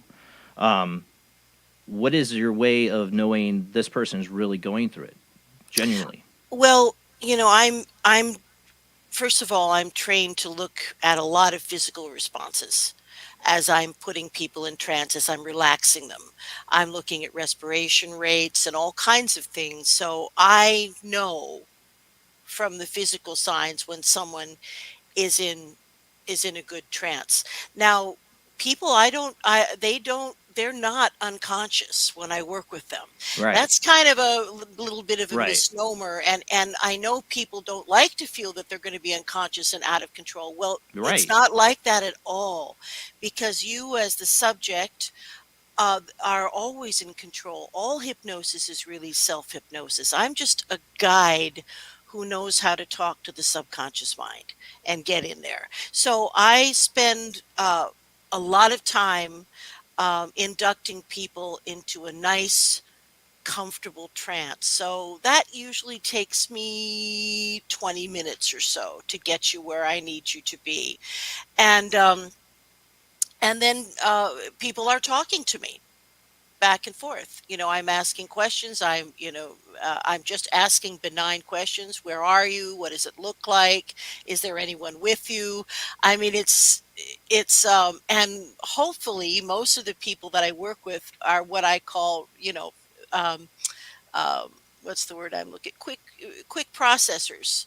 So they are able to tell me things, and we get a good rhythm going. Right. Some people are very slow processors. Like I'll see all this REM activity going. I ask them a question. I see all this REM activity going on, and I have to wait, and then an answer comes out. So that's very. Well, you have to think about it. I mean, people that are reliving this or accessing that part of their brain, if they have a lot they can in their memory storage they can reference to understand it, then that's probably your quick processors. But people that have no reference to any of this at all, that have experienced this, they're like, what the hell am I looking at here? Could be, but I think it has to do with the visual processing mechanisms that people. But yeah, I mean, now I don't believe there is any such thing as an experiencer who has had only one encounter. I don't believe that. I think that people who have had experiences. Do you think? I mean, like Travis Walton, sometimes they get an accident happens or something out of the blue, maybe. You know, or you think he was previous? I got him to say to me that he thought there were some other strange things in his past. I've always wondered. I always wondered because why was that UFO there? He's there. Yeah. These things seem to follow people. I know. I know. They do. So I believe from what he last conveyed to me. What's wrong? Oh, commercial break time. I totally am good about watching the clock. Okay. And I just noticed that we had to go to commercial break. Sorry. I love this conversation. Lesley Mitchell-Clarke is our guest tonight. We're going to continue on. Just lost track of time because this is good conversation, but we are going to open up the phone lines when we come back. I'll wait for the commercial break. After we come back, we'll open up the phone lines. People call in, talk about your experiences. I'll talk about the stuff I'm trying to figure out. Maybe I'll tell you a little bit of, maybe you have some insight of what I can do or figure out. Because I've had some experiences. I'm not sure. I don't say I'm an alien abductee or anything. I don't think I am, but my wife wonders. She wonders and scares the crap out of her. So we can talk about that, but I want you guys to call in. I want you guys to call in and talk about your experience tonight when we come back from the short commercial break.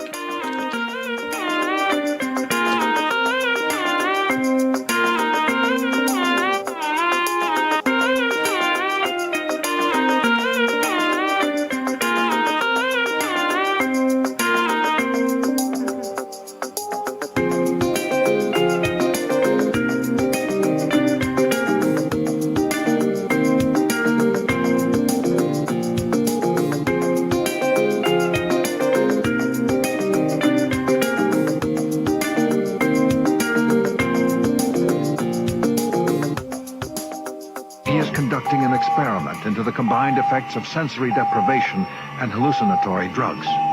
The subject of the experiment is himself, and the experiment is out of control. Ken Russell's Altered States, a film that must not be missed, is in the West End now. Altered States, Certificate X. Do you wish wish for more paranormal and spiritual content, the Paranormal Chronicles magazine is a free digital magazine crammed with the very best in paranormal and spiritual articles and features. No sign-up, no subscription, just free reading and knowledge for you. Read today at www.paranormalchronicles.com/magazine.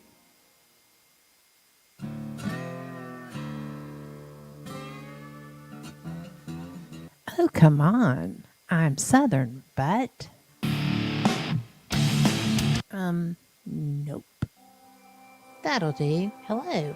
I am Kat Hobson, host of Paranormal Experience here on WBHM Digital Broadcasting out of Birmingham, Alabama. I enjoy having guests from all areas of the paranormal, from ghosts to ufology to cryptids and beyond. You'll find some of the best researchers in their fields bringing you some great information. Join me on Wednesday nights from 8 to 10 p. Eastern here on WBHM Digital Broadcasting.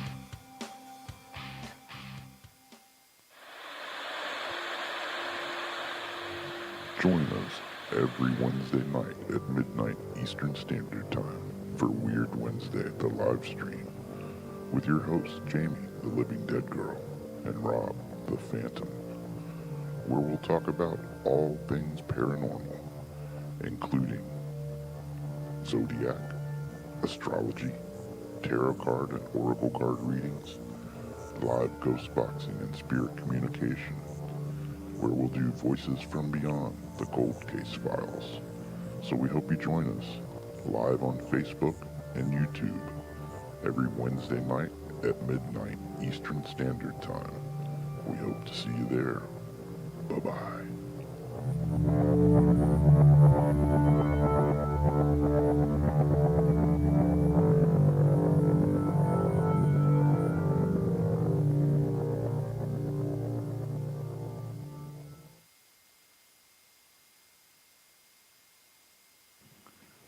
Paranation Magazine is a new paranormal magazine based out of Denver, Colorado. Our goal isn't just to give you the best paranormal content out there, but to promote paranormal unity. We're doing this by giving everyone an opportunity to tell their stories and to share their experiences. For more information, follow us on Facebook at Paranation Magazine and soon, paranationmag.com. I've Never Met a Dead Person I Didn't Like is the extraordinary travels of a young, alone, and broke psychic in the highly anticipated new book from internationally renowned psychic, medium, medical intuitive, and best-selling author Sherry Dillard. Critics have described I've Never Met a Dead Person I Didn't Like as an engrossing memoir, an empowering story of how a broken girl came to accept her psychic gift, a refreshing and fun read. I've Never Met a Dead Person I Didn't Like is available through Amazon, Kindle, Barnes & Noble, and wherever books are sold.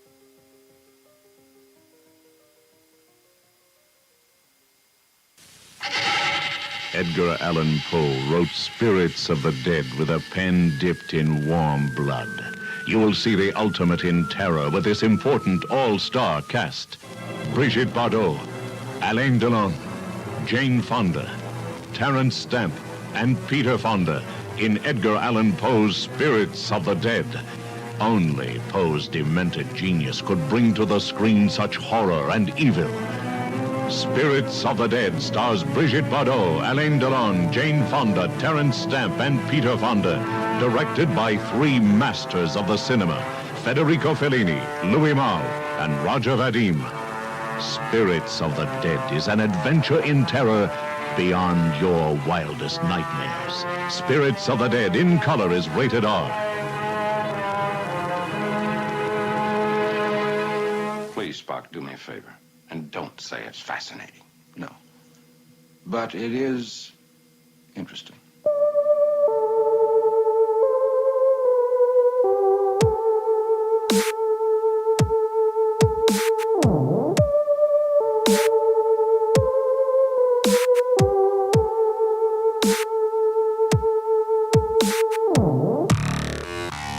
You're listening to Paranormal Soup, bringing you the weird every Sunday night.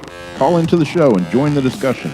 The call-in lines are 219-230-4444 or 260-225-9419. or by Skype caller ID 00JBland00 or JBland Paranormal Soup. And now to your host, Jason Bland. Tonight's guest is Lesley Mitchell-Clarke. She is a certified hypnotherapist who works with people who have had extraterrestrial contact. I know I've talked about my experiences on this show. I'm still trying to figure out. You know, I've had some weird experiences, one on a camping trip, but a number throughout my life that I can't explain. I've thought about getting regression therapy. I've done past life regression, which was interesting with Chris Lee, who's been a guest we've had several times. And I believe in the power of hypnotic regression. I think Chris is amazing. I think Lesley here is amazing for the work she does. I want to look deeper into my things, but I'm a bit afraid too. And it's hard to talk about to others. It was hard for me to bring it up on this show at first. Even me, doing all my paranormal stuff, I talk about my weird stories. It's a hard one to talk about. So I get it if you're a little nervous about calling in tonight to talk about your experiences. But remember, there is no judgment here. We believe you. We believe in your experience. Call in tonight. Join our conversation. Tell us about your experience, because we got to start sharing notes to figure out what is going on, what is in our skies, what is taking people, why are they having these experiences, what are the aliens trying to tell us? Is there a doomsday? Because, I hear a lot of alien abductees talk about warnings they get from aliens about what we're doing to the planet, nuclear annihilation, all the good stuff that humans are bound to doom ourselves to if we don't get our act together soon. Our guest is Lesley Mitchell-Clarke. Call into the show, but let's go ahead and get right on back into it.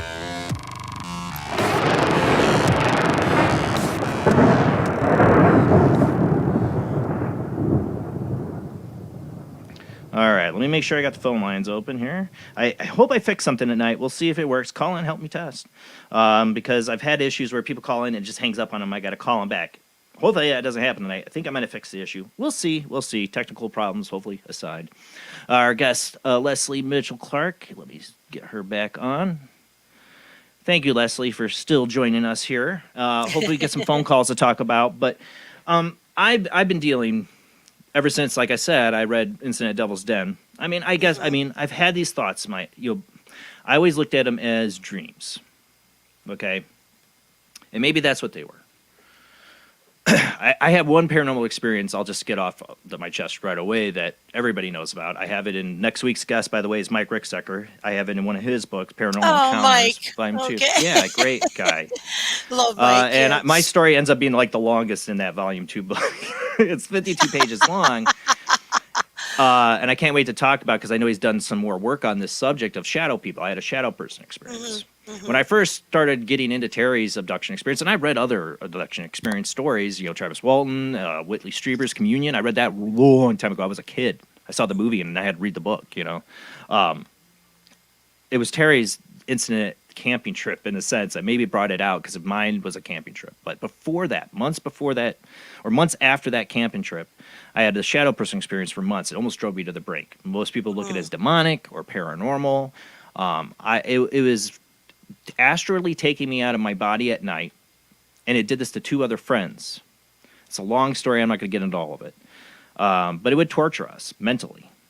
And we would see it physically, not just out of the corner of our eye. It started at that, but I would see this thing physically in front of me, and so did two of my other friends. That we stuck our nose in some paranormal location we probably shouldn't have. Well, this thing always felt alien to me. I've never quite categorized it as demonic, but it showed me things. It would take me out of my body. It would make me very much similar to an abduction experience. I was paralyzed. I couldn't move. This thing would speak to me telepathically. I believe I never heard it with my ears. It was in here. It would be thoughts and emotions. But I also would hear a voice, a very cackly voice. And it would show me things like my girlfriend cheating on me, my band getting ready to kick me out. And I actually confirmed some of these scenes it showed me as real things that happened. It all ended one night when it levitated me up off my bed 3 times, and I even felt my nose touch my ceiling. And the third time it brought me up to the ceiling, and I could just hear its cackle still. I basically said, "God help me," in my head. I couldn't speak, couldn't move. And a bright light happened. This thing screamed and was gone, and I saw somebody step out of this light. It was, I think, a relative of mine, a great-grandfather. That's the short story of that, okay? But months before that, same friend, one of the friends out of the 3, we experienced something in Red River Gorge, Kentucky. that I never, all the stuff I've read and been about when I was a kid, I looked away from this. I just pushed it away out of my mind. And it took Terry's book to bring me out of this. Is we were camping in Red River Gorge. I went to sleep in a tent, and I got Zach on the line. Hold on. I went to sleep with my boots on because I was in the middle of like 2 miles out hiking. This is not your normal hiking spot. It's out in the places people got missing out there. You know what I'm saying? It's not the safest kind of camping trip. So I slept with my boots on. It was my first time out there. I went again. And I don't think this was a negative experience, but I had this very vivid dream when I fell asleep that I was floating up above the forest floor. And then it was it was nighttime out. But I could see the forest, and there was a bright light behind me. And I'm like I can't move, but I'm trying to move to see, and I can hear or feel this presence that's like communicating with me. And I just remember floating below the forest floor, and I remember something of being in like this room later. It's just one other brief memory, and seeing like a railing and a being, but I can't see their face. And the feeling I got was they found me. That's the gist of what I remember from that experience. I woke up in that tent that morning, reversed around, and my boots, which were not easy to get off, completely off. My friend's not in the tent, and he's the one who invited me out there. He used to suffer from night terrors all of his life. Wake up screaming in the middle of the night, nobody know why. Complete hallucinations, all that stuff. So he has his own experiences. I go out, the sun's just rising, and some mist over the forest floor, and I go find him, and I'm like still thinking about why was the dream was just briefly in my mind. I'm a little freaked out. I'd seen fire in the sky, but I talked to him. I said, "Did you find me turned around in the tent?" He goes, "Yeah, I woke up. You were that way." It was a small tent. I would have had to move around like that would have been really bad. Would have woke him up, and we're sitting there talking, and then I get this really eerie feeling. Everything gets quiet in the forest. Like every bug noise we were hearing, and we both stop, and we both notice, look at each other, like, what's going on? Like, it was a lot of noise in the forest, quiet. And then next thing you know, as big as a family home circumference, a light shined through that fog, morning mist, up from the forest floor into the sky. For, 5 seconds, 10 seconds? I don't know. I can't tell you what the time was. And we just stood there, stared at it, and it was gone. So that was the experience. And I wrote that off, as many other dreams I've had since, that I would just write off dreams. But when I start getting into the abduction experience, I'm like, I get chills, I get goosebumps, I get anxiety when I hear these things after that.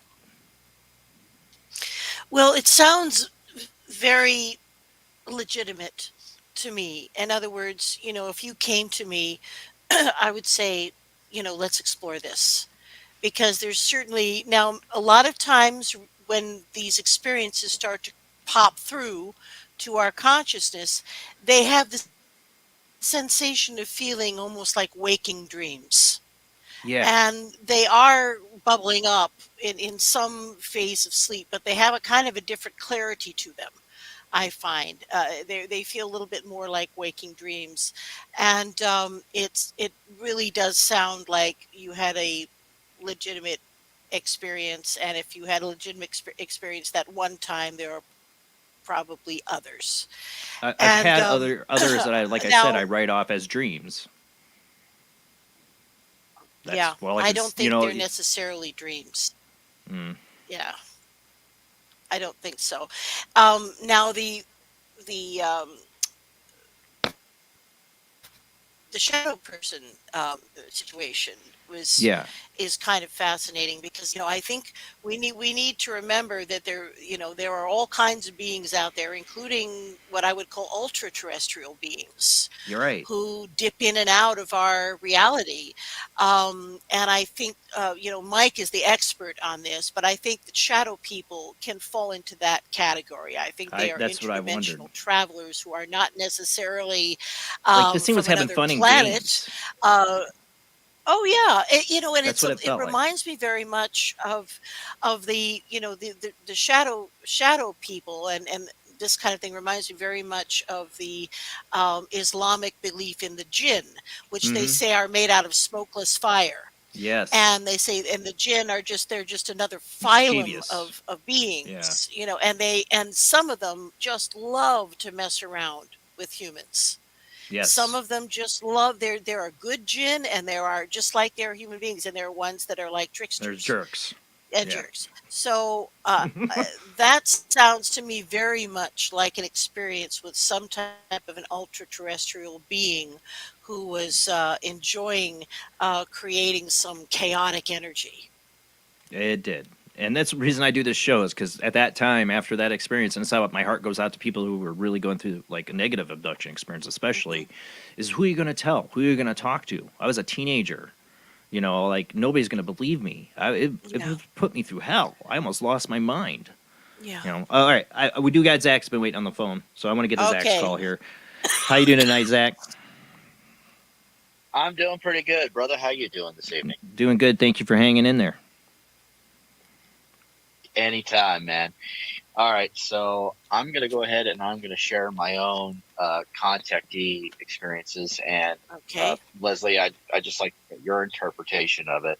Oh, fantastic. So it's, yeah. For those that have listened to the show previously, I've told these experiences before, but I will go ahead and I'll do it again. Like I said, I want Zach really quick.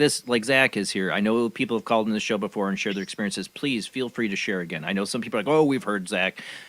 We got to compare notes. Zach needs to compare notes. She's never heard Zach. So don't be afraid to call in tonight. I want to hear exactly. Zach. So that goes out to everybody else tonight who's called in before. Please call and in everyone again. else. All right, go ahead, Zach. Yep.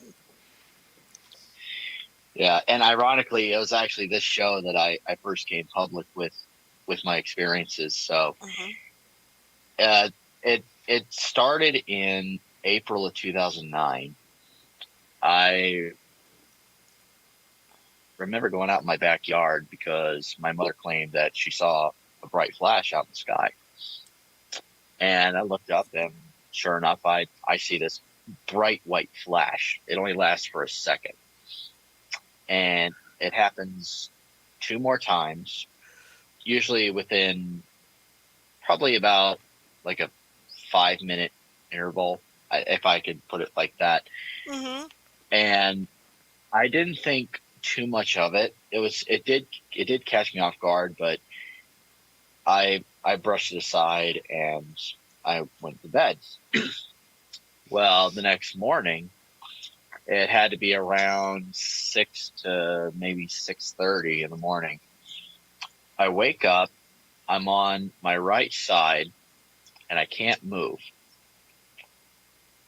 All of a sudden, I feel like somebody takes their finger and they push it into my lower back, like they're pushing a button. Suddenly, I just start shaking and vibrating, and I don't know what's going on. I'm really panicking. I'm not able to fully speak, but I'm able to whisper out, "Who are you?" And I feel some tension loosen off my neck.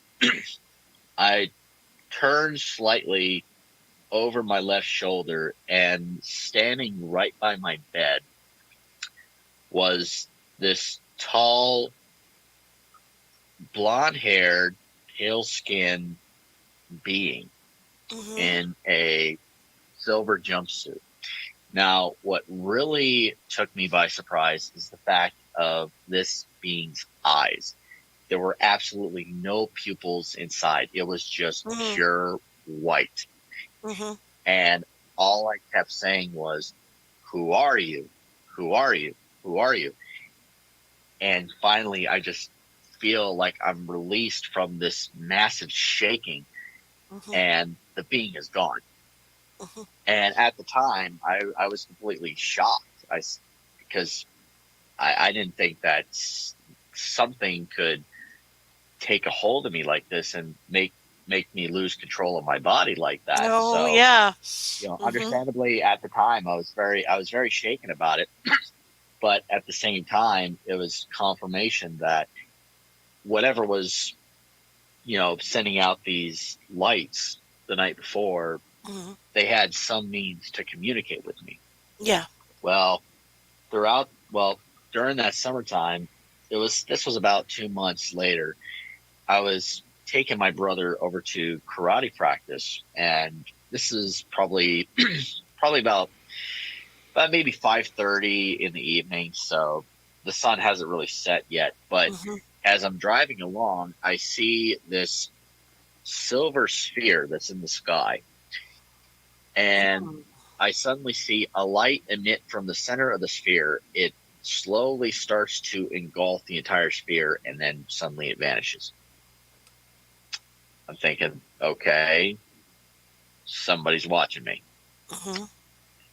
And I think it had something to do with what happened to me that previous April. Flash forward to August, so 2 months later, I go out in my backyard. I'm thinking about these experiences that I had, and I finally look up at the sky, and I'd say, okay, if you guys are willing to send down someone else to talk to me, will you please give me a second chance? I see a bright white flash again up in the sky, and to me, I interpreted it as confirmation of, yes, we'll do that. So I go inside. The next morning, I'm in my bed. I feel the upper part of my body start to elevate. Now, the state that I'm in, I wouldn't say I was fully awake. It's almost like I can only describe it as when I've taken cannabis and all that, and I have a bit of a fog and all that. I was in a state like that. I looked to Like my in the right. alpha state. Yeah. So I look to my right, and I see a being, long blonde hair in a blue jumpsuit. But the thing is that this being's face was silhouetted. I couldn't see any kind of features apart from a nose and a mouth. To my left, I can see two other beings. I could not see their faces, but they had pale skin because I could see their hands, 5 fingers on each hand, but they were wearing brown jumpsuits. And I can't move my body apart from moving my eyes, but I'm sitting up. And I remember when I was communicating with the being that was on the right, I would say something mentally. I'd ask a question, but this being would respond verbally. So when I asked this being, I asked it once, do you know the individual that visited me last time? He said, I don't know. I asked him, what is your name?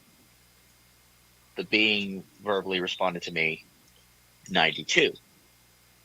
That's pretty weird. It's giving me a number instead of a name. And I remember I was able to move my hand slightly up to shake hands, and I said, I'm Zach, and the being responded, we know who you are. And I'm gonna call it a him, so please excuse me for those that claim that I'm not addressing him by the correct gender or whatever, but it was a male according to me. I asked 92, I said, why can't I move? And he said, you're difficult to handle. Well, okay, I get it. I understand now, no problem. And another weird question that I asked this being, I said, may I feel your hair? So what 92 did is that he turned his head slightly, and I raised my hand up a bit, and I felt a bit of his hair, and it felt thick like straw. So I couldn't tell if it was artificial or if it was real, but it was definitely very weird. Then what happened is he said, "We have to go now." He stood up and he walked away from my bed. But the thing was, though, is that he just vanished. Yeah. Right out of sight. And then I looked to my left, and the other two beings in the brown jumpsuits did the exact same thing. They started to walk away from the bed, and they would just vanish one by one. Mm-hmm. And I finally just popped out of this state that I was in. I was wide awake. Mm. I said, this is an experience that I've never had before. But that wasn't the last of what happened. And this was a month after. I went out in my backyard and I see a military jet. It's coming east and all that. And I'm thinking to myself, why is this jet all the way out in Mesa? Because I'm out in Mesa, Arizona. Mm-hmm. And Luke Air Force Base is all the way out in Litchfield Park, which is on the west side of Maricopa County. I said, this is really weird. Why is this jet flying all the way out here to Mesa? And I'm looking at the jet. It's going east near my home. Suddenly, right behind the jet, I see a series of white flashes behind the jet.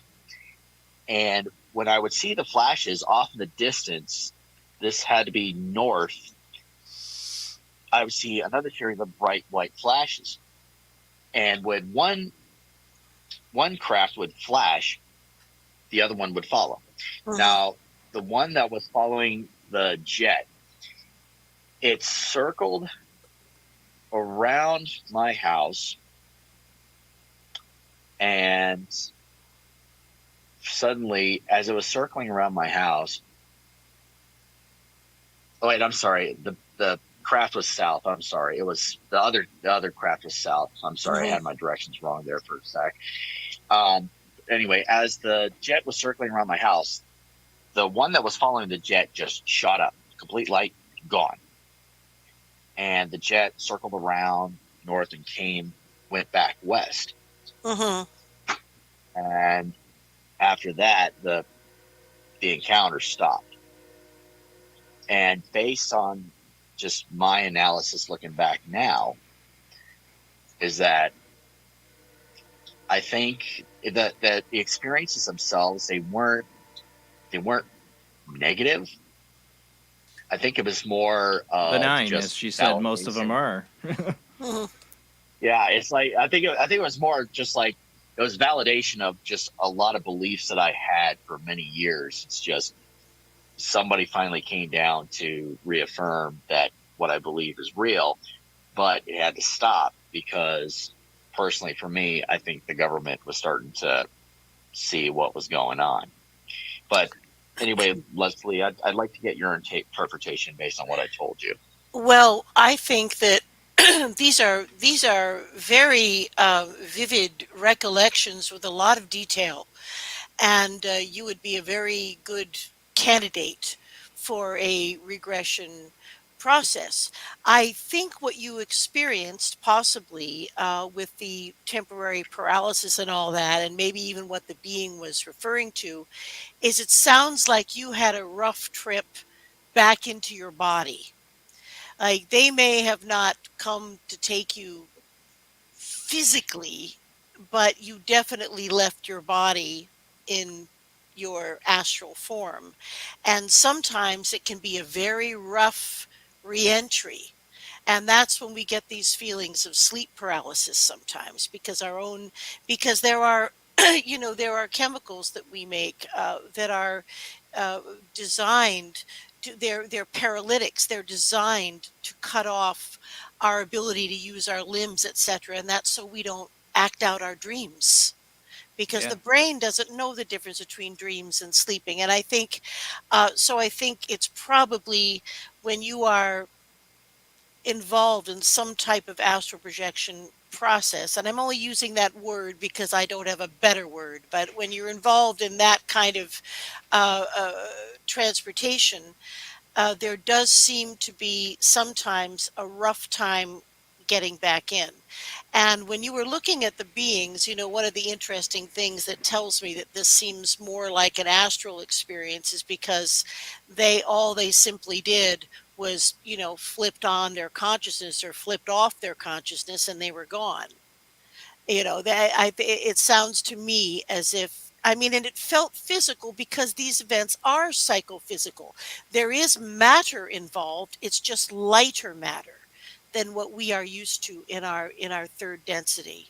So I think that you sound as if you've had some very genuine experiences, and I would bet that there is a lot more going on and has gone on. And I don't think the experiences have stopped at all. I think they're probably just going on in a much easier way. That's definitely a way of looking at it for sure. I've seen just different crafts up in the sky that I really couldn't even explain. I saw a series of bright blue and red flashing lights when I made a trip out to California a couple of years ago. And even on Jamie and Rob's show one night, I would see just a series of flashes up in the sky that I couldn't even explain either. So it's been pretty. It hasn't been as how do I put it? It hasn't been like. Yeah, it hasn't been dramatic at all. No, exactly. Right. Or life changing. Well, I think that you are a chosen contactee for all of the reasons that your ability to perceive energy and maybe work with energy. I was going to ask you, is there any kind of generational component here? Like, did your mother or father have experiences, or your grandparents even, that they might have indicated to you or told you about?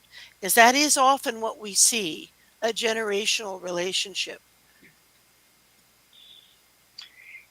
If they ever had any experiences, I'm not aware of it. Right. The closest that I would say is I remember when I might have been maybe 6 or 7. I remember one night my father had to load all of his kids up in the family minivan because he worked as an electrical engineer at a hydroelectric plant out in Pennsylvania. And I remember we went out to the plant because my dad had to go out with a late night emergency. And my sister said once, look up in the sky and all that. And I just remember like that whole event, it just goes blank. Okay. The only thing I remember is just riding home after the whole incident. And I haven't really gotten a chance to really, talk to her much about it to really get like her side to see what happened. But there's that memory for me that just goes completely blank. Well, that's highly suspicious. That's highly suspicious of a contact experience, especially as a kid. And they often like to get siblings together and take all of them at one time. I've heard that, many times where the family is in, for instance, there's one gentleman that I worked with who was a professor of mathematics at a big university, and an extremely left-brained person, not someone who would, fantasize or whatever, but he had a number of strange experiences, and one of them did involve the entire family, and kind of like a Betty and Barney Hill situation. They were driving home. The family was driving home from holiday in some remote place in a family station wagon. And for no known reason, the father goes into kind of an altered state and turns off on a not even a real road, like a path or something. He's just driving down this thing. And then my client said, and then he turned to his right and he saw, and this makes no sense, but he saw a bunch of Boy Scouts riding on their bikes next to them on either side of the car. So that was a little bit of a screen memory kind of thing. So that was a projection of that reality that wasn't really what it was. And when they finally got down to the end of this dirt road, he remembers actually seeing the craft, which was just kind of parked by the side of the road, and there were so many, and these were little gray guys, pretty much. These were smallish grays, and there was a whole bunch of them in the middle of the road. And the part where it became disturbing for my client is when they started removing the kids and the family from the car. Now, the mother and father were apparently really just out, but my guy and his brother weren't. I think there were four or five kids. You know how we used to do with those no seat belts, throw all the kids in the back of the station wagon while dad's smoking, and there's the windows open that much. But anyway, that's the way we used to roll back in those days. So what started happening is either he says they were being levitated through the windows. They were being pulled out of the car through the windows. Now, it's been so long, I don't know if he means the windows were rolled down and they were coming out or if they just were passing through the glass. Through it. Yeah, I'm not sure, but so he remembers all of that, and then there's some unconsciousness, and the next thing he remembers is he's on a table, and nothing painful is happening. There are no probes, nothing painful is going on, but he's being just, again, mildly examined, just by touch, with nothing bad by one of these small gray beings. And he looks over across the room, and his brother, who I believe was his younger brother, is also on a table and not in pain, but crying from fear, just out of control, crying from fear. And that's when my client really started to lose it. He wanted to save his brother, although nothing terrible was going on. And then again, he's unconscious. And the next time he really begins to perceive reality is the family's, rolling down the highway in the station wagon. I think he had his shirt on backwards. Everybody's clothes are all screwed up. And it's hours later. The sun's coming up. So, 4 or 5 hours later that they lost the whole family. Oh, yeah. So that was a very disturbing episode and terrifying for the kids, mostly because of the way they were pulled out of the car.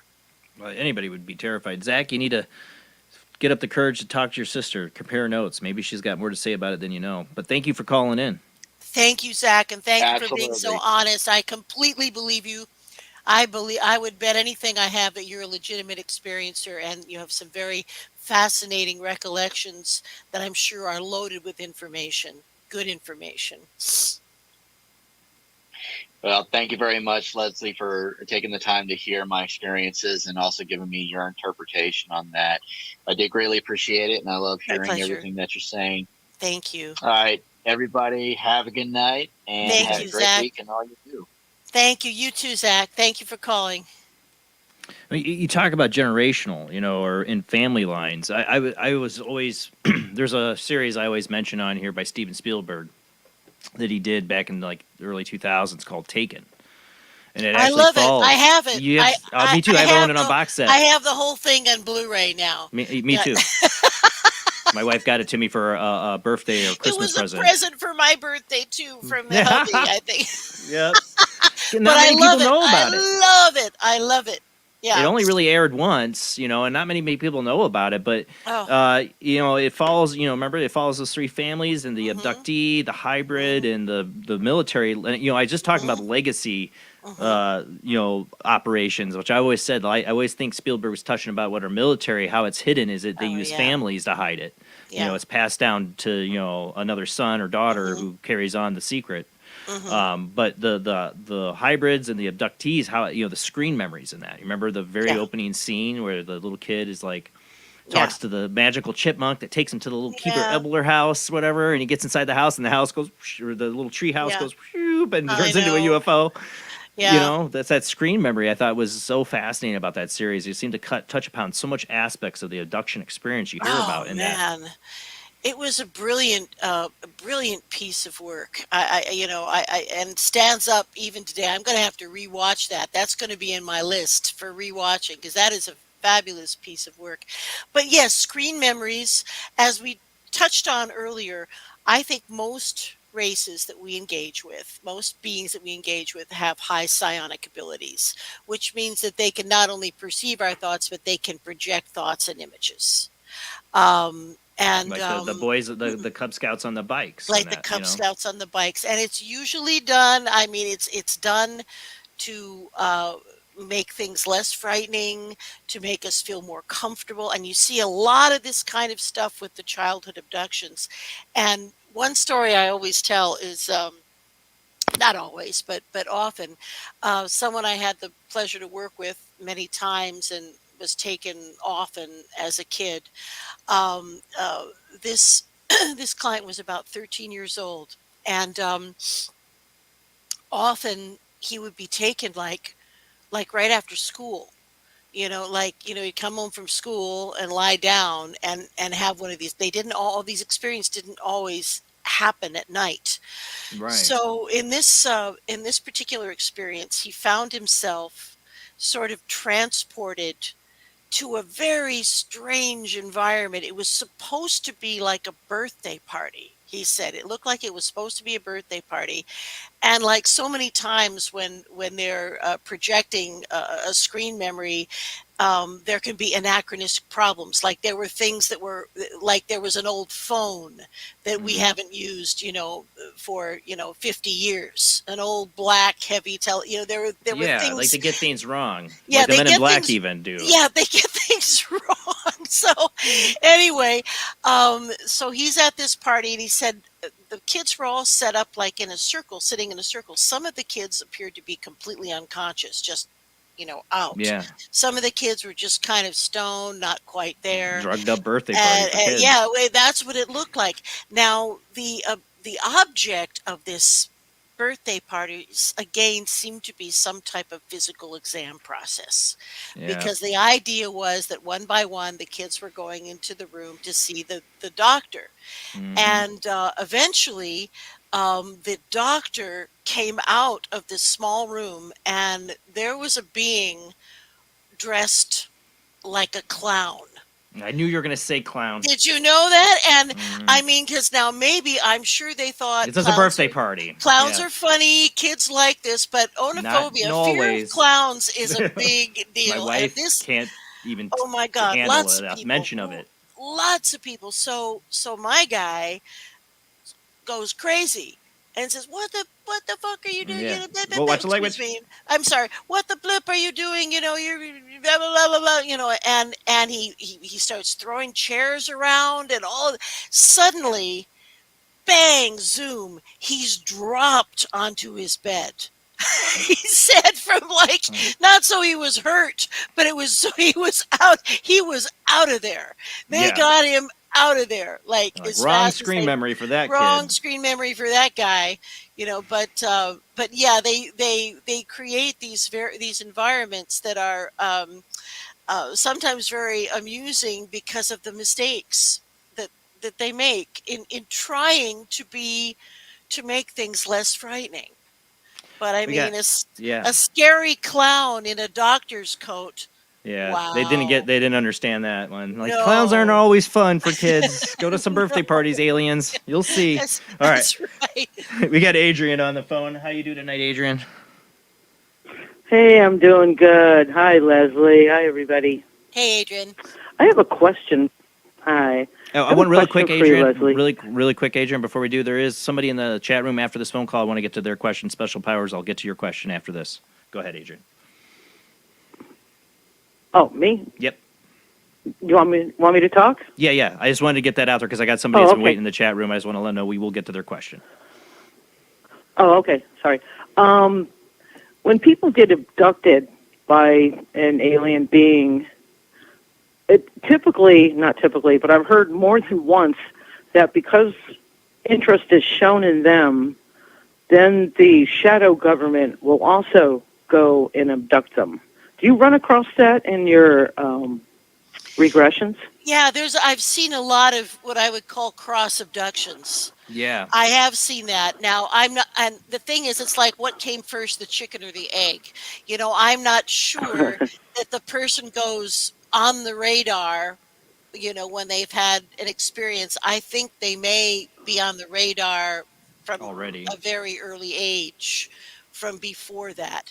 I think I think we can probably all agree that what beings are looking for in contact is they want to engage with people who have some natural psychic ability, so communication is easier. That makes And sense. I think that's what's going on here. So I think that probably, like I said, I don't believe there's any such thing as a person who's had only one experience. I really don't. Oh, I get you. And also when we talk to some of these brave people, men and women who've done their 20 and back in the secret space program, like, you know, Randy Kramer or what have you, when you talk to these people, they are what's the word? They are so incredibly believable and have details that are amazing. And many times they talk about being intervened with by military personnel early in their lifetime.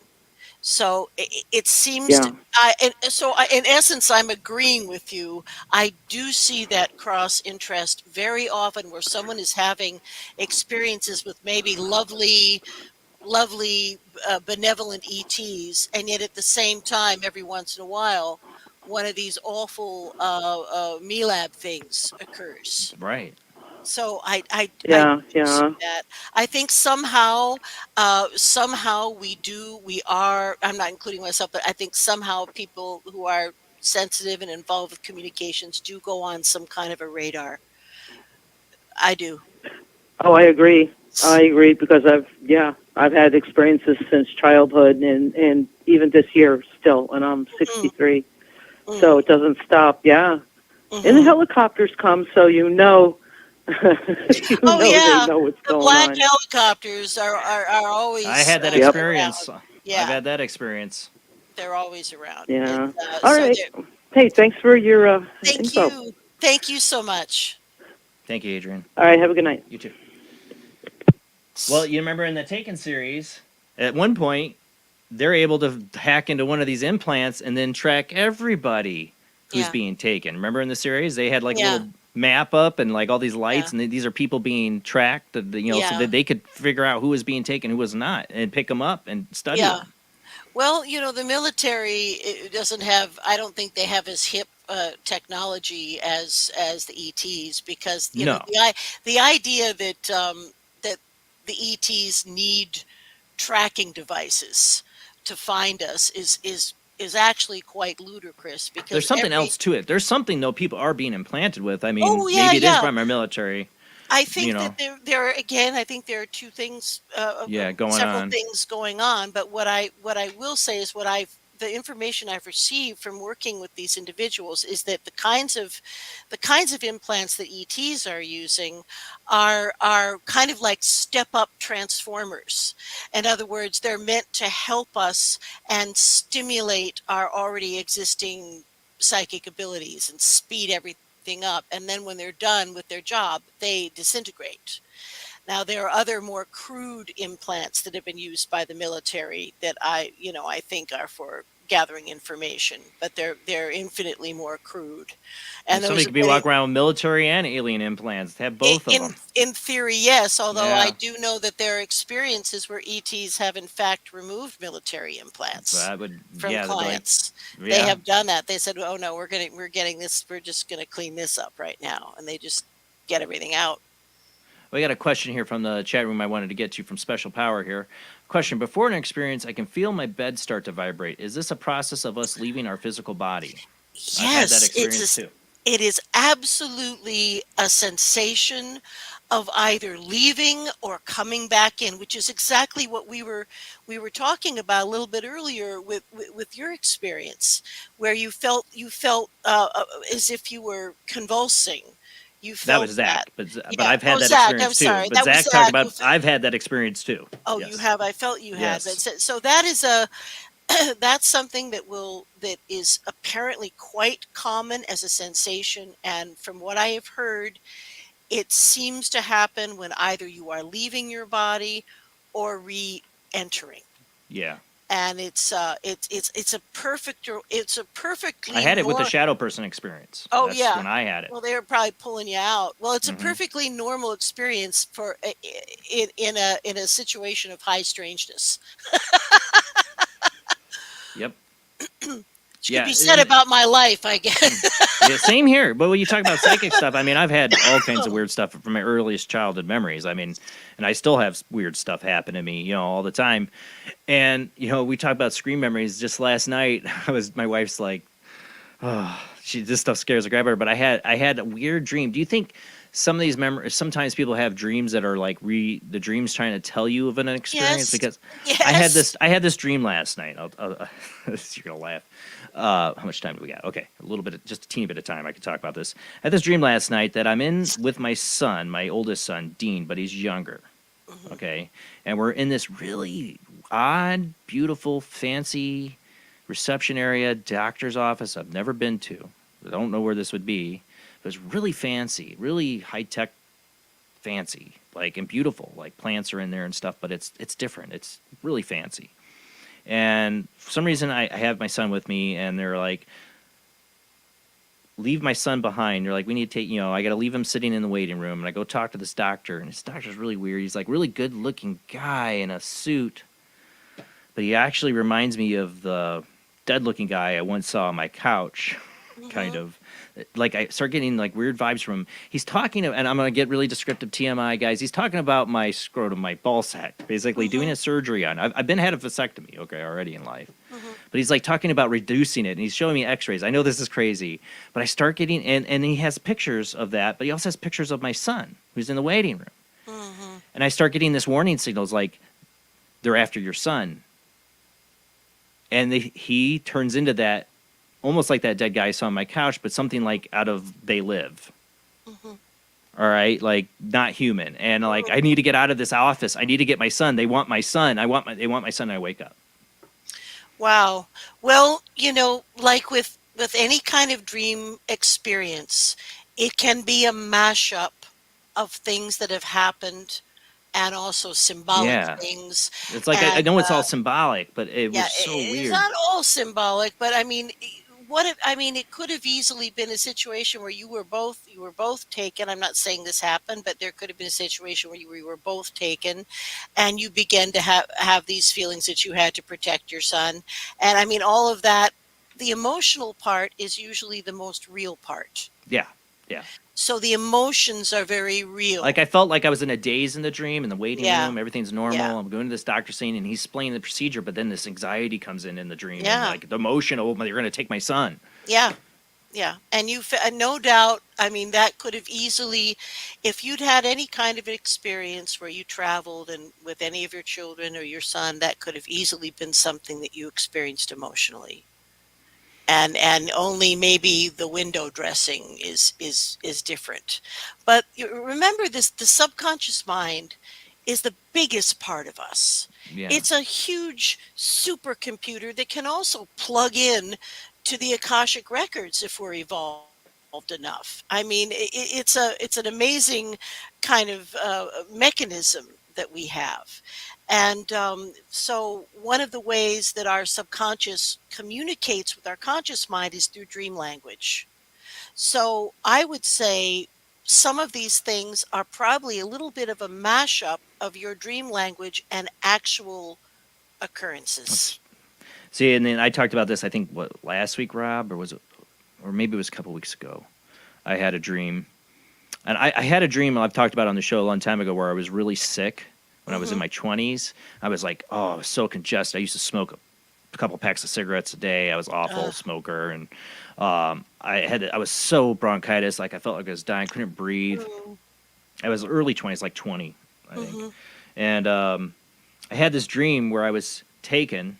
I couldn't see the beings' faces, but they were I was held down, strapped down, and they're putting this thing in my throat. And I'm fighting it, and they're telling me telepathically to calm down. You're really sick, and we need to clean you up. And they even visibly show me what they're doing. In my mind, I can see them putting this fluidish foam thing into my lungs, and they're like clearing all this crap out of my lungs and chiding me for smoking. It took me years later to quit, but and when I woke up the next day, I was completely clear. I believe you.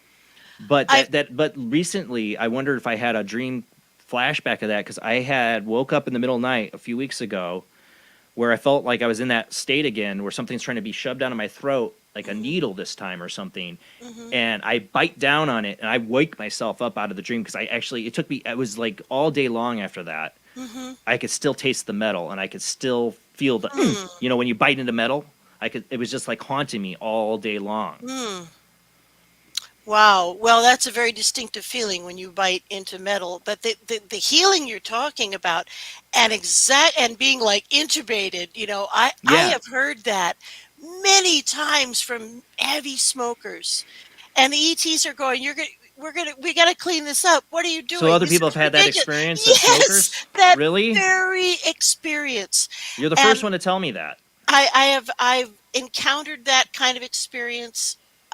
I don't know how many times. It seems almost common when someone is a smoker that they try to clean up that mess.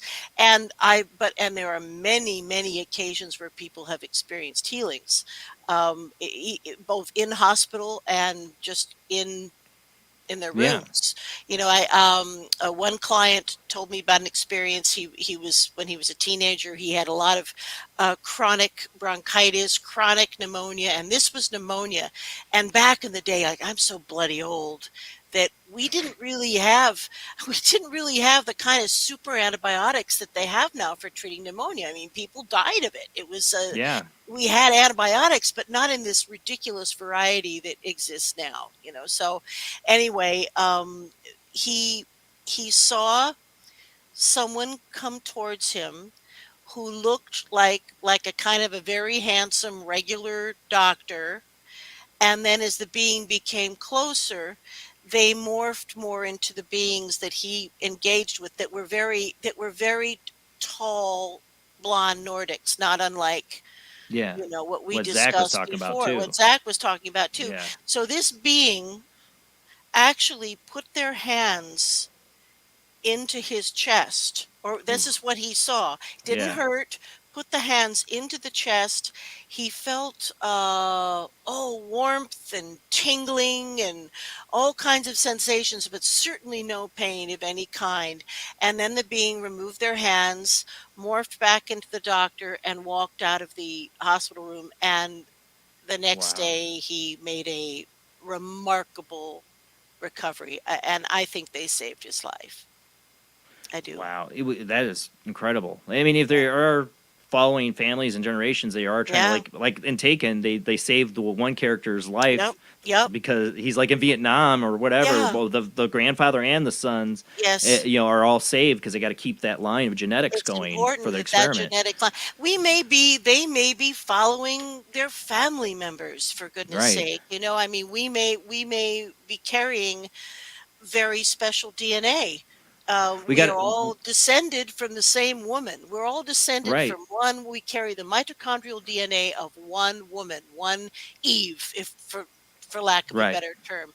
We got to go to commercial break, and I got somebody waiting on the phone line. Sorry, I'm going to stop you there. We'll come back, continue this for the last half hour, because I got somebody waiting on the line. I had to call back for one. Thought I had my phone problem fixed, but it hung up on them, so I called them back. So hang in there. We're going to get you your phone call. We're going to go to a really quick commercial break, and then we will be back to talk to our guest. Lost audio there. There we go. We'll be back to talk to our guest, Lesley Mitchell-Clarke, about alien abduction experiences, contactee experiences, and we'll try to get as much phone calls in this last half hour when we come back from the short commercial break.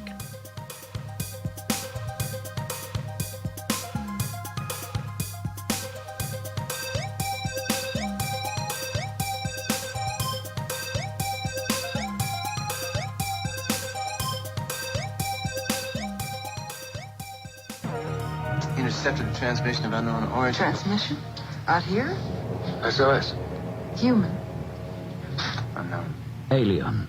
Certificate X. Exclusive engagement at the Odeon Leicester Square. Now. Any systematized transmission indicating a possible intelligent origin must be investigated. I will hear all this. In space, no one can hear you scream.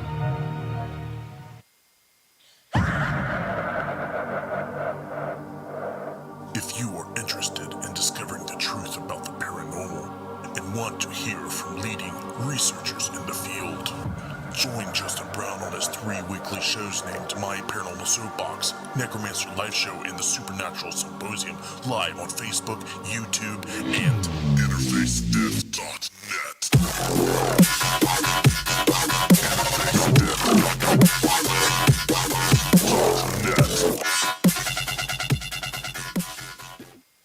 This is an APAC studio presentation. Hi, I'm Barry, owner-operator of Barry's Barometer Barn.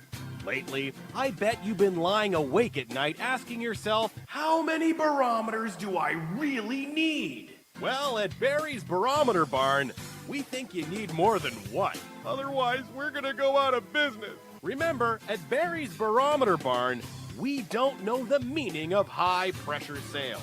Come on, folks, buy another barometer. I'm trying to put my kids through college, I've got a family to support, and a secret mistress who isn't cheap. Visit Barry's Barometer Barn, 000 Storm Drive. Come on, folks, buy a barometer. I'm Barry's older brother, Larry, and every time one of you people walk past the store without coming in, Barry beats me.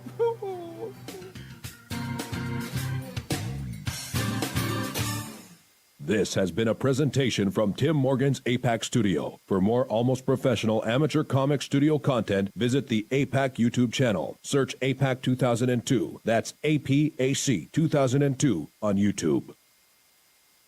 When Alex Gardner is asleep, he has an extraordinary gift. The government wants it, the scientists want it.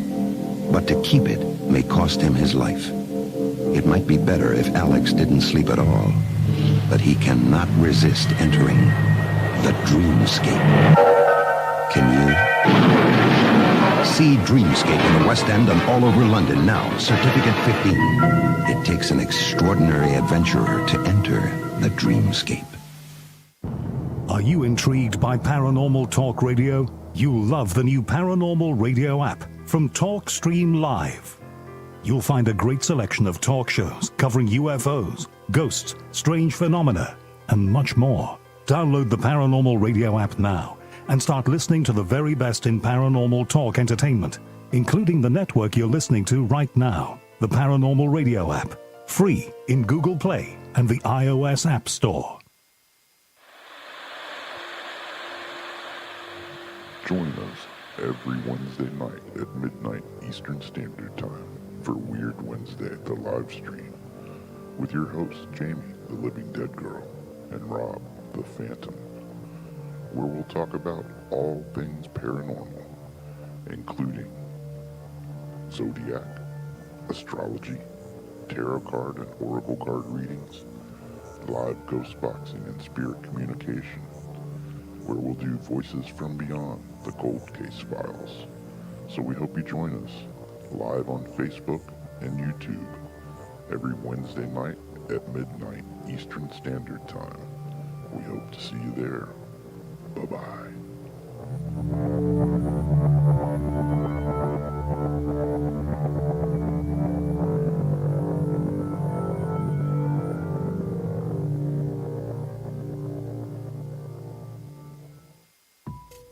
Since 1948, Fate magazine has brought you reports of the strange and unknown, all of them true. Fate Radio is carrying on that tradition, bringing you the unusual, macabre, strange, and bizarre. Join host Kat Hobson Sunday nights from 8 to 10 p.m. Eastern on WBHM Digital Broadcasting.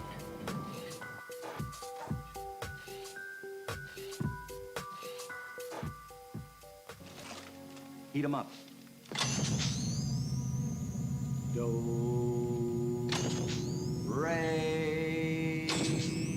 gone.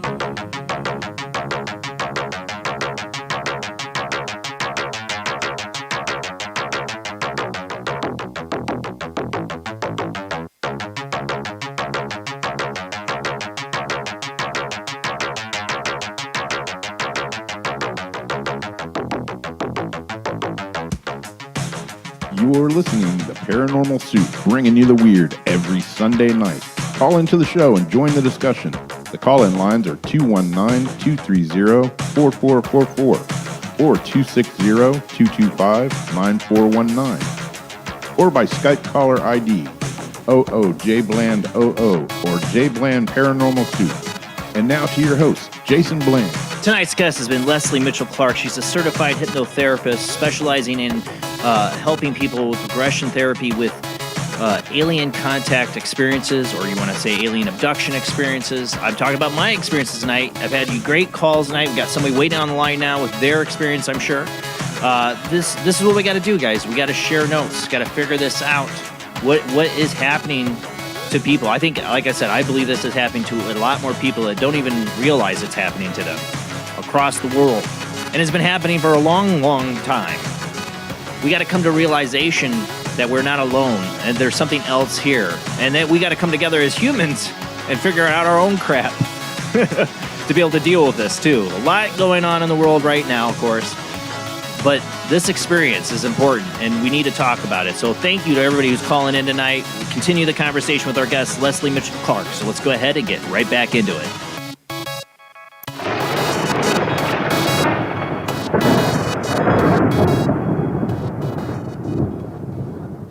All right, I know we got somebody else waiting on the line there. I took a phone call tonight without hanging up, and then now after that phone call, then it went right back to it's hanging up on people. So if you tried calling in and hung up on you, I will try again after this phone call. I'll try to keep a better eye on it.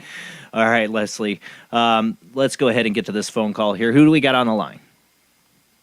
Hi, Jason. It's Ariana. How are you tonight? Hi, I was hoping that was you. I saw you in the chat room saying that it was giving the voicemail. I'm like, dang it, it didn't work. It was so I had to look for you. I called you back. Thank you. Yeah. Thank you for calling me back. Yeah, I know.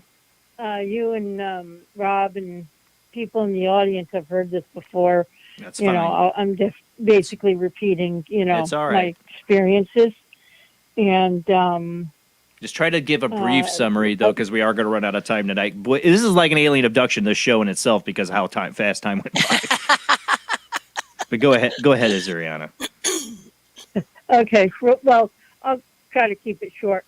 But anyway, from the time of the age of 5 to my early 20s, I was regularly abducted by the Greys.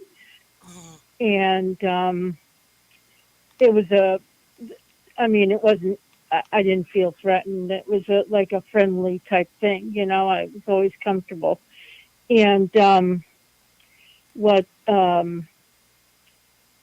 happened in my 20s was that when I was being abducted, that they started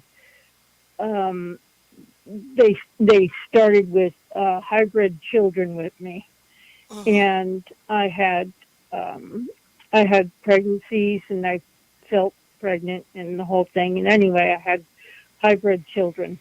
So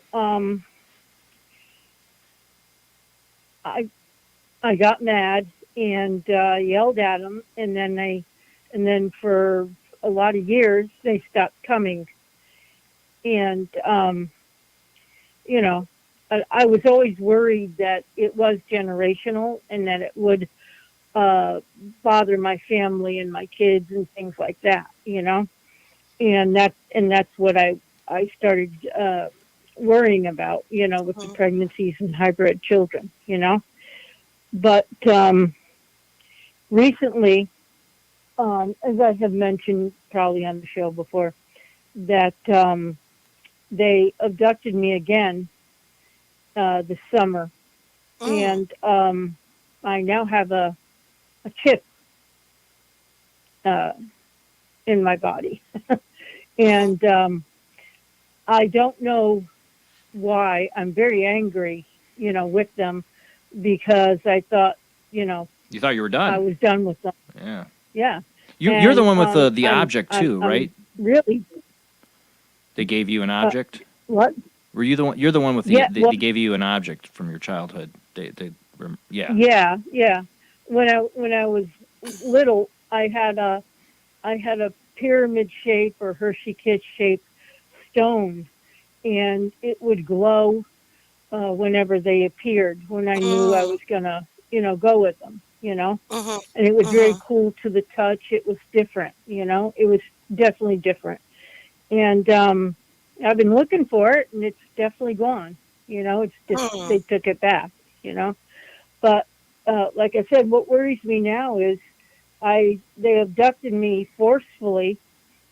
It's not something I wanted, and I have a chip now, and learning to deal with the anger with that. I was wondering, her opinion or anything, definitely. besides talking to other people. Well, were you able to ask them what this chip or this enhancement was for? Was there any communication about that? No, there wasn't. Do you normally normally when these incidents happened previously, were you communicating non-verbally, or did they attempt any communication at all? It was all telepathically, and they would give me information, and they would show me the history of the world and the universe and civilizations and things like that. So I would get knowledge from them, and like I said, it was very friendly. It wasn't very threatening, And but I did get knowledge from them. Well, it sounds to me like the fact that you came back, first of all, with knowledge that you had a chip.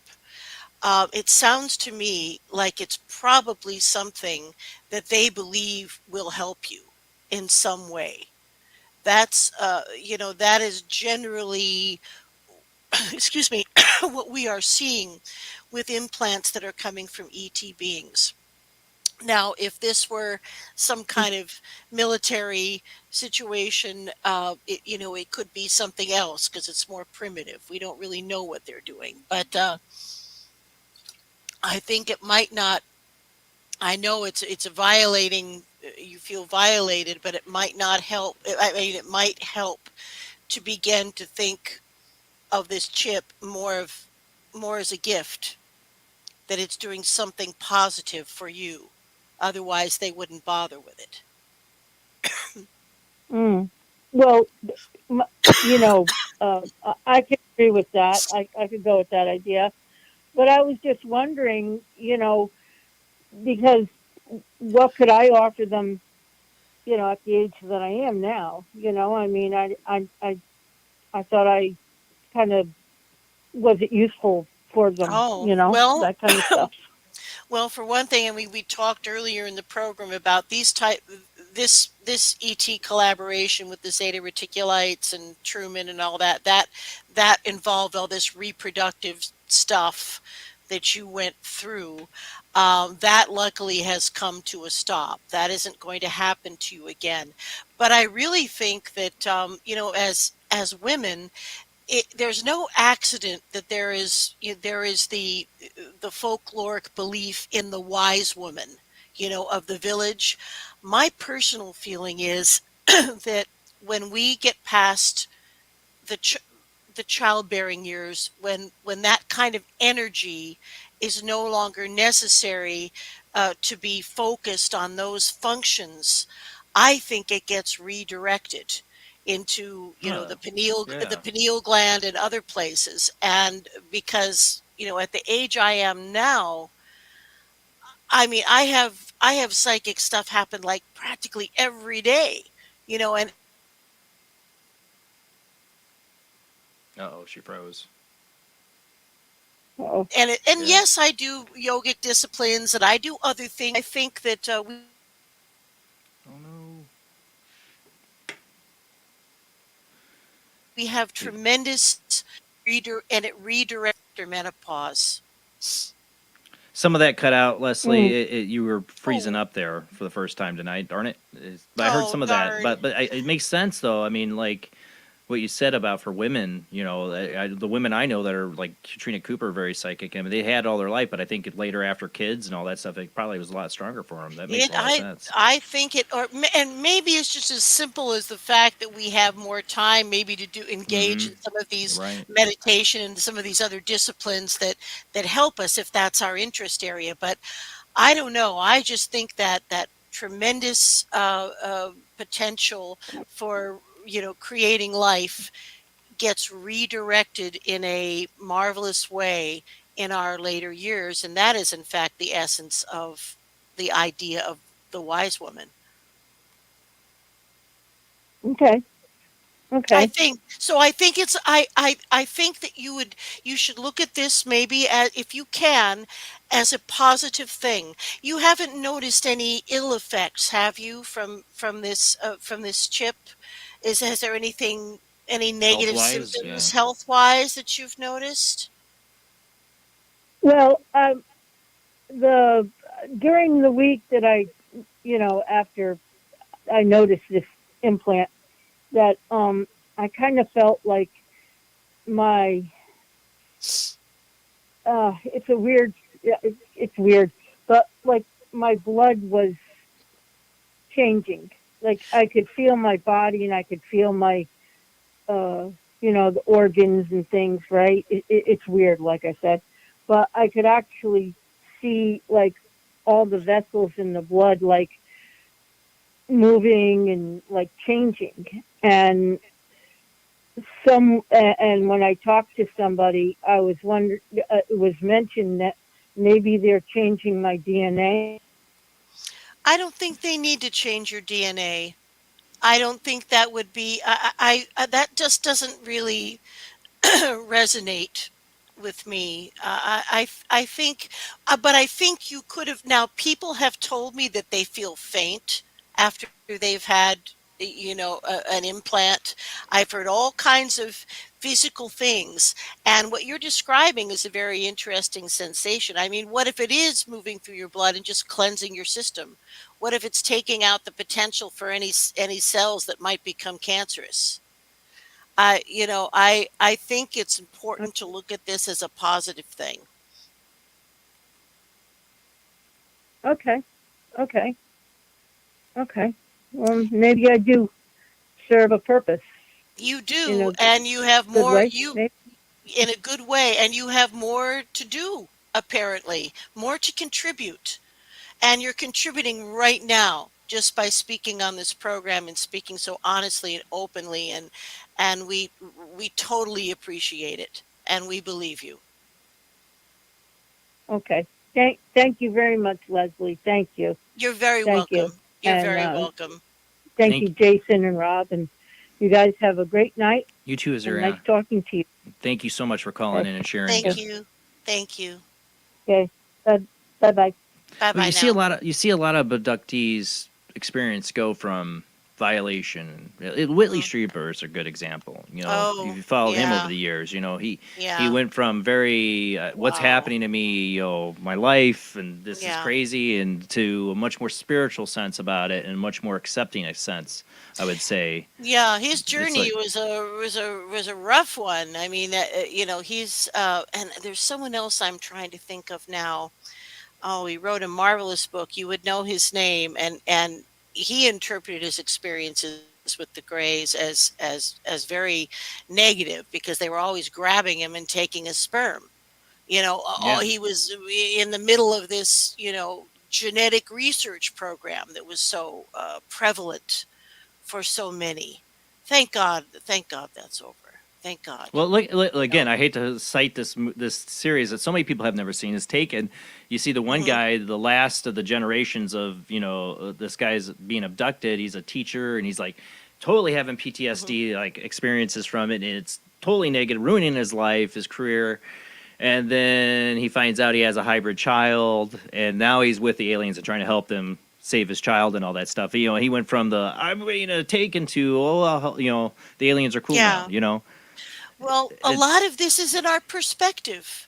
It You're really, right, really exactly. is. A lot of this now, one thing, and this is just as a general rule, I always say this to my hypnosis clients. And remember, most of the time, I'm doing pretty mainstream stuff. I got the nail biters, the hair pullers, the smokers, the phobics, the insomniacs. You know, most of the time, I'm dealing with Yeah. real human problems, and we may not always be able to control what happens to us, but we have complete control over how we perceive those events. And I have learned, if there's one thing I've learned, is that the ETs in general can be misinterpreted as doing something negative when they're actually trying to help us in their way. Just like, tagging and keeping track of animals in the wild that we're trying to protect. Yeah, I don't think that's what they're doing, though, because we all have but I'm just saying, from the animal's perspective, you're taking me. yeah, right, right. But they don't know what we're doing. They don't. But remember, we all have unique brain signatures. There's no reason any technologically sophisticated beings would need to use any kind of technology. All they would have to do would be to have the kind of diagnostic device that could pick up on brainwaves, which we have right now.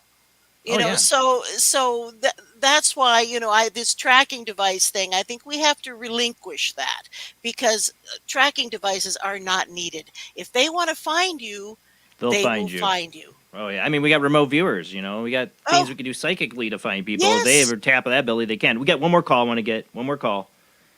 We got Dan on the line. How you doing tonight, Dan? Hey, Jason, how are you? Doing good. Thank you for calling in, bud. We got about 10 more minutes left. All right. Yeah, I had a question. Man, my phone's acting up pretty bad. I don't know if you can hear it. I hear you. I know you're fine. You sound fine. All right. But, yeah, I was wondering, in your sessions with people, if you had ever heard of like golden beings. I'm not extraterrestrials, but The interdimensional or something along those lines. Interdimensional or inter something.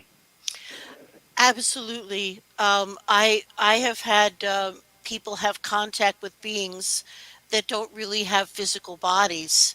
They're just glowing, golden, like pillars of light.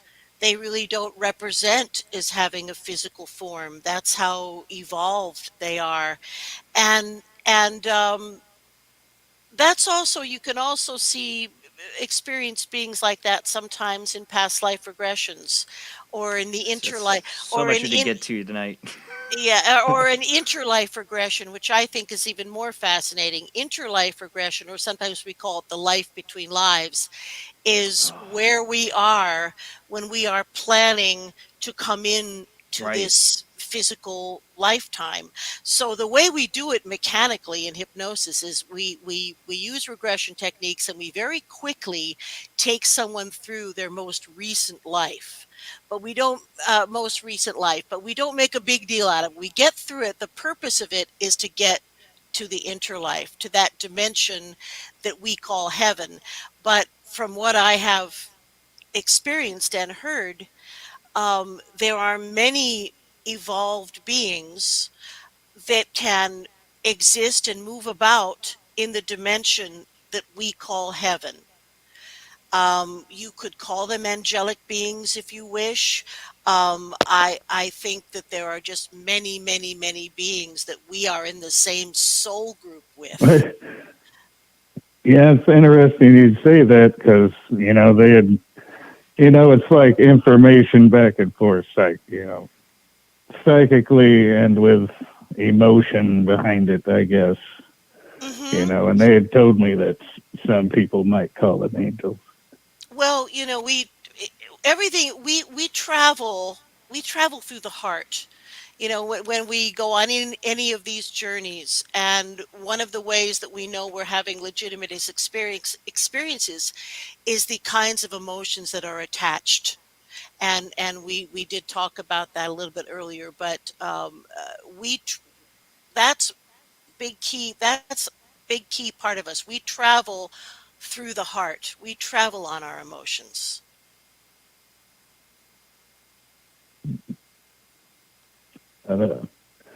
Yeah, they kind of coming up. They look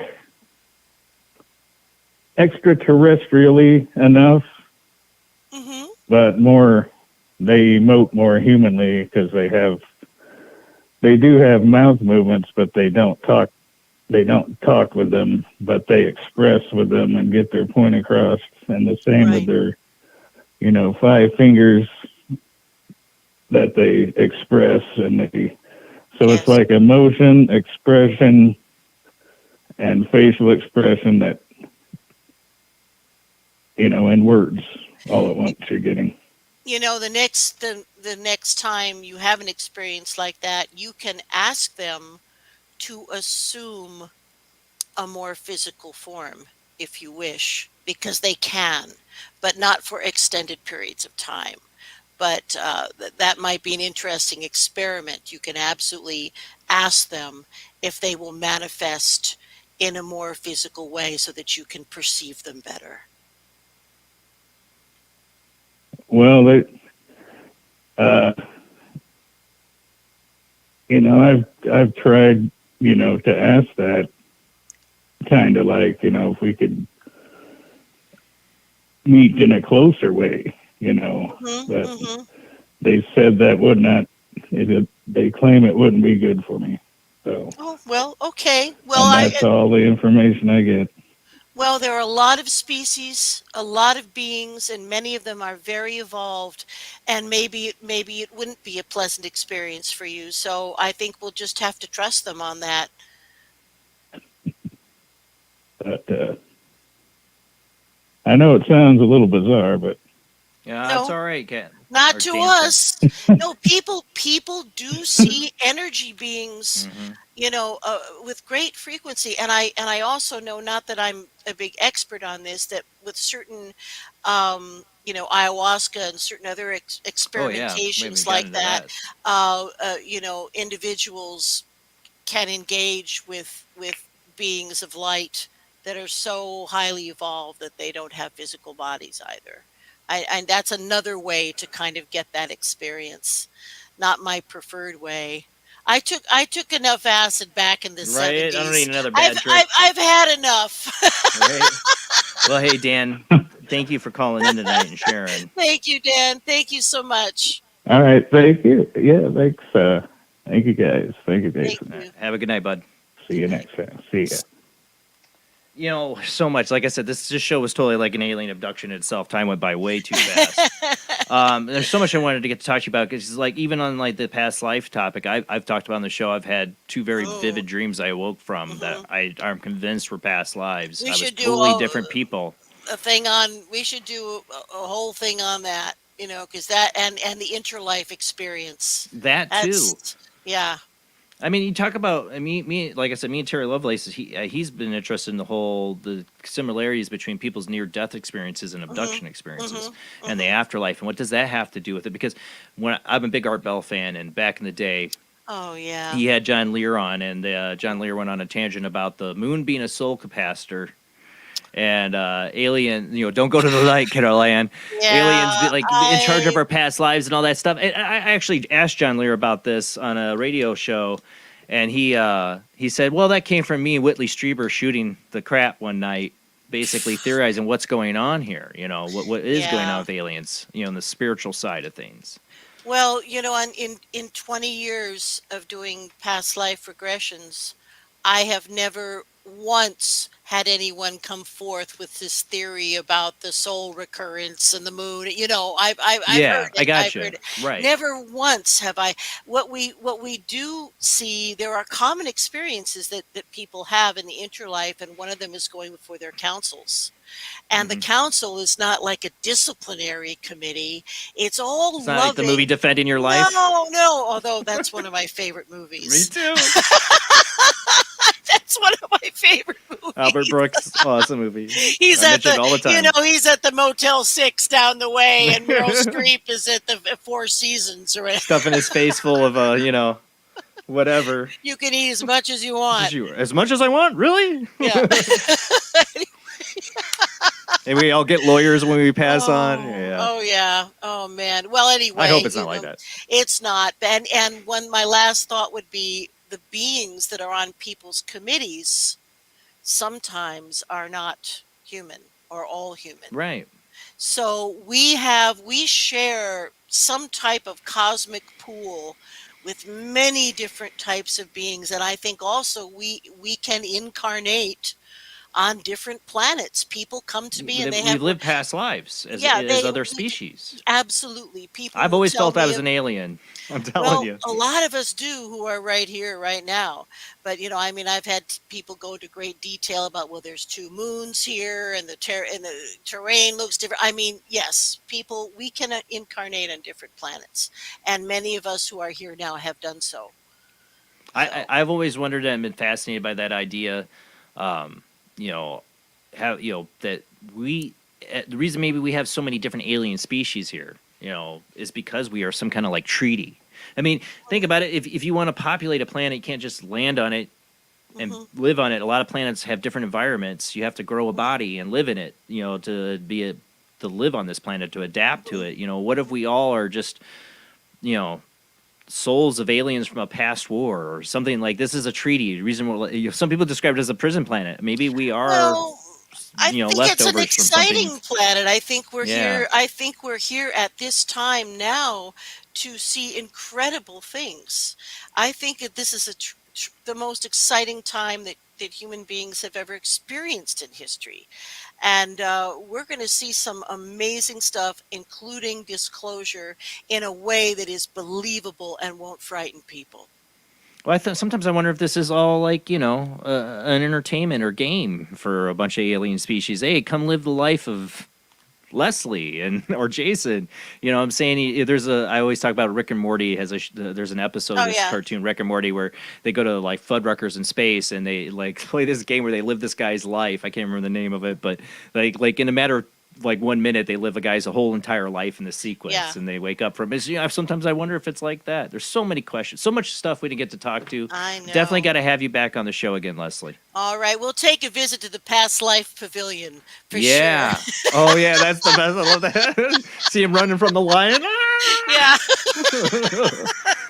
Go see Defending Your Life. Defending Your Life, and if you can get a hold of the marvelous Steven Spielberg miniseries called Taken, please do so. You can get it for Amazon for $24 is what finally got. It used to be like $150 to try to get a copy of that back in the day, like when it was probably VHS. I know. Yeah, but, VHS. Maybe now I had way it. down I think price. I had it in Laserdisc. Oh my God. I think I did. Oh, wow. Boy. Well, listen, you guys, I got no voice left. Yeah, but I'll let you go. I got to get up at 6 a.m. for my Bad kids for a too. hypnotist, but I want to thank you. I want to thank you guys for having me as a guest this evening. It was a lot of fun, and I just feel like we really jumped down the old rabbit hole. So always, I'll be happy to come visit you guys again anytime you want to have me back. Definitely. There's so much more we didn't get to talk to. Time went by so fast. Like I said, it's like an alien abduction sometimes on this show. Time goes by so fast. It is. Classic subjective time. All right, guys, that is it. Next Sunday, we will have returning guest Mike Ricksecker on. Probably going to talk a lot about shadow people. I don't think we've had him on since he's done a lot of his stuff with the shadow people. And I don't know. I didn't introduce him to the subject, but we've definitely got into it when I put my little segment of my experience in his book. So I can't wait to have him on. It's been a while. Next Sunday, same bad time, same bad channel, 10 p.m. to 1 a.m. Central, 11 p.m. to 2 a.m. Eastern. Check us out on Facebook, YouTube, Twitch. Make sure to keep telling your friends about Paranormal Soup. Weird happens live every Sunday night. And we're an open place and disclosure here right now is happening with you guys, us talking about our experiences. All right, guys, have a great night. See you next week. Good night.